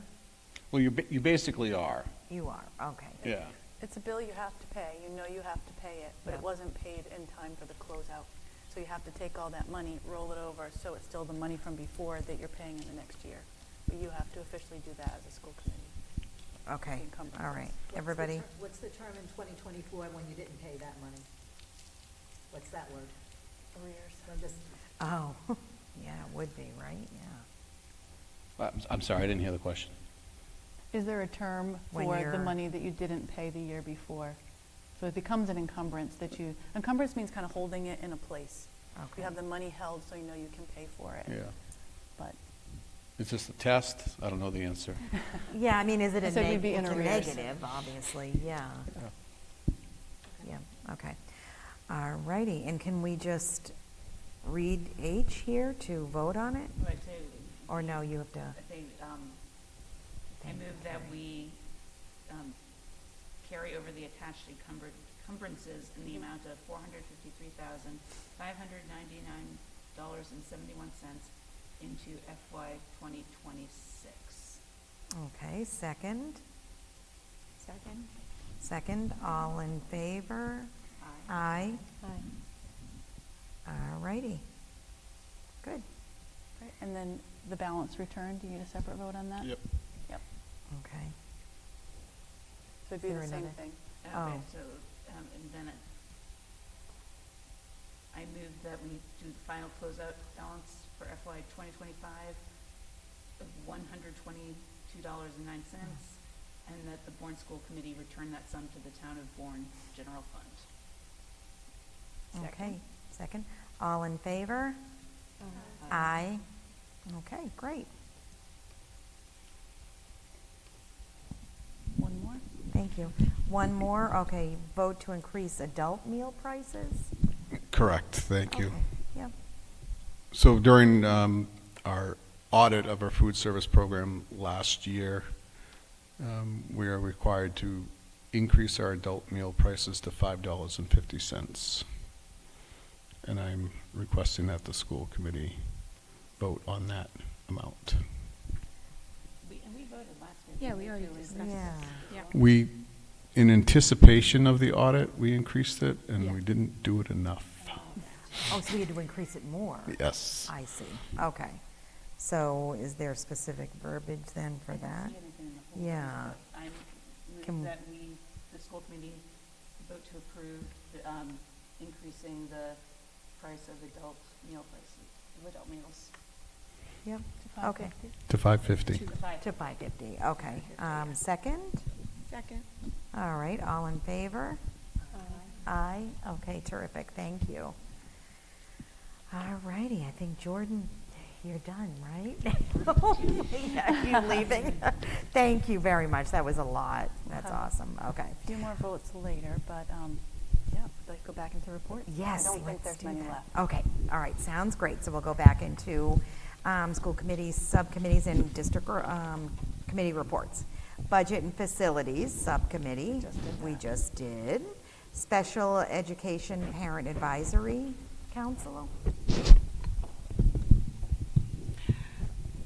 We have not met yet, and the committee has moved to meet quarterly. So I'll be giving you an update as far as when the next, when the fall meeting is. Excellent, all right, thank you. All right, Cape Cod Collaborative, Carrie. You know what, I'm embarrassed, I don't remember what the date was. Kerry, do you know what the date is for? I don't think that they even gave a date yet. So I will find out for sure. Okay. And send that over to you. Sounds good, I was thank you for looking taking that for- over too. Yeah, Okay, yeah, I so think it's that's been good. really- I think it's been really good. Good, excellent. District Diversity, Equity, Inclusion, and Belonging Committee. We had that update earlier with teaching Yes, and learning. perfect, yes, thank you very much, Mrs. Borning. District Technology Committee. The Technology Committee has not met yet. However, we have a tentative date pending some acceptances of invitations for Thursday, September 25th. Okay, thank you. And then District School Wellness Advisory Committee. Mr. Geis. I forgot to bring the banner. I have a huge banner. We're wellness champions. Yes, we are. So proud. Yay. With all the work we did last year on revising the policy, we have to meet 4 times a year. We do not have a first meeting scheduled yet. We're waiting for our round 2 coach to set those dates for us. So more to come later. More to come. Good, that's awesome.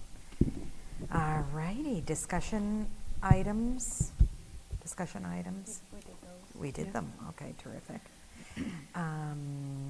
So action items, vote to approve warrants and payroll.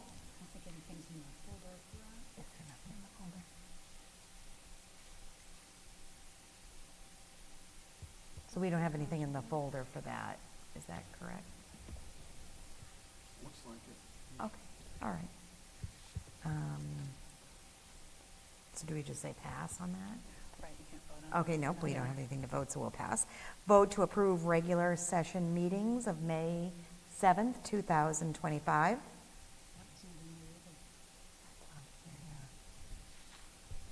Okay, so we'll have those, can we have those the next meeting? Okay, Yeah. okay, perfect, we'll have those at the next meeting. I think it's growing pains of a first meeting. Yeah. Yes. It's all part of things that I think Emily did and constructed, and but I think Okay. that, yeah, we'll tighten that up. Okay, all right, Emily, we miss you. All Yes, we righty, do. very much. We love and miss you. You got this. Yes. Vote to approve student handbooks. We get to pass this one off to Mrs. Borning. Ooh. Although I'm tempted to hand it to Jordan. No. You should. I'll make it real quick. He will. Yeah. It's actually quite quick. So I dropped just the high school, thank you. I dropped just the high school draft handbook into the folder. So that is, technically all you have to approve, but also it's the one with the only significant change. So every year we do update the 4 schools handbooks. This year, the most significant changes happened up at the front, where we added, first of all, updated school committee, and a number of other staffing changes were added. Also updated our new mission, vision, and core values. So all of that is a change. But you will also see, if you just scroll below the core values, we also maintained our, if you can stop right there, our Bourne Public Schools behavioral expectations of Bourne to be respectful, responsible, and safe. So we're kind of love the new Canalman and added that new graphic. So important that we're internalizing and working on ways to make sure that everybody knows those essential core values, but also we're not moving away from respect, responsibility, and safety. Those are still make up really our PBIS components in every building.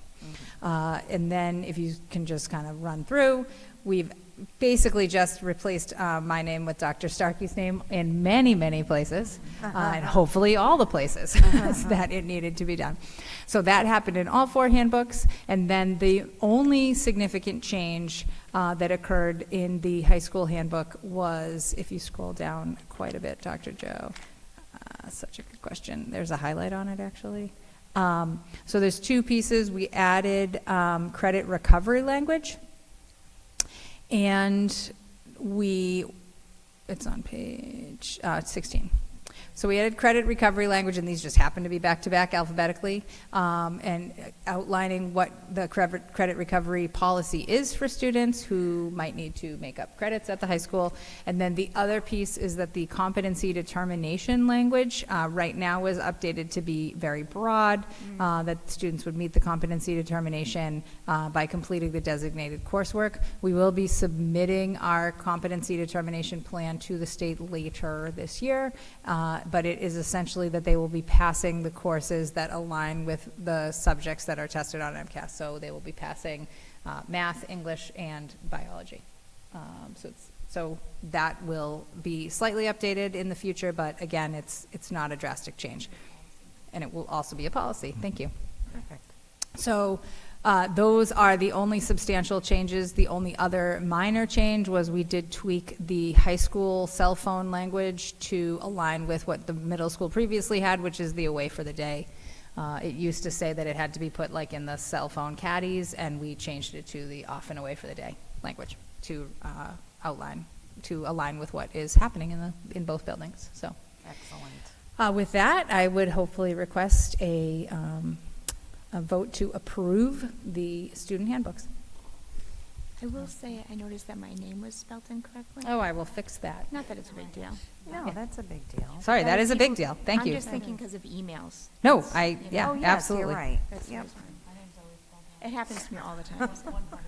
Oh, jeez. Yeah. Are you MAC? Yeah, MAC. Amazing. Yeah, that. Thank you. I have And I will update that in all 4 as well. Carrie, thank you for pointing that So out. are we moving to approve all of them or just Bourne High School at this point? I think the only one that requires a vote is the Bourne High School handbook. Okay. So I move that we approve the Bourne High School Student and Caregiver Handbook for the 2025 through 26 school year. Second. Okay, all in favor?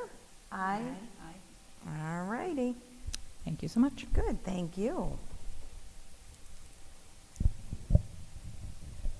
That's a wrap. All right. But we do have a very brief executive session to go into. It will Okay. probably be 5-10 minutes, but you need to officially We'll adjourn. officially adjourn this meeting at 8:57.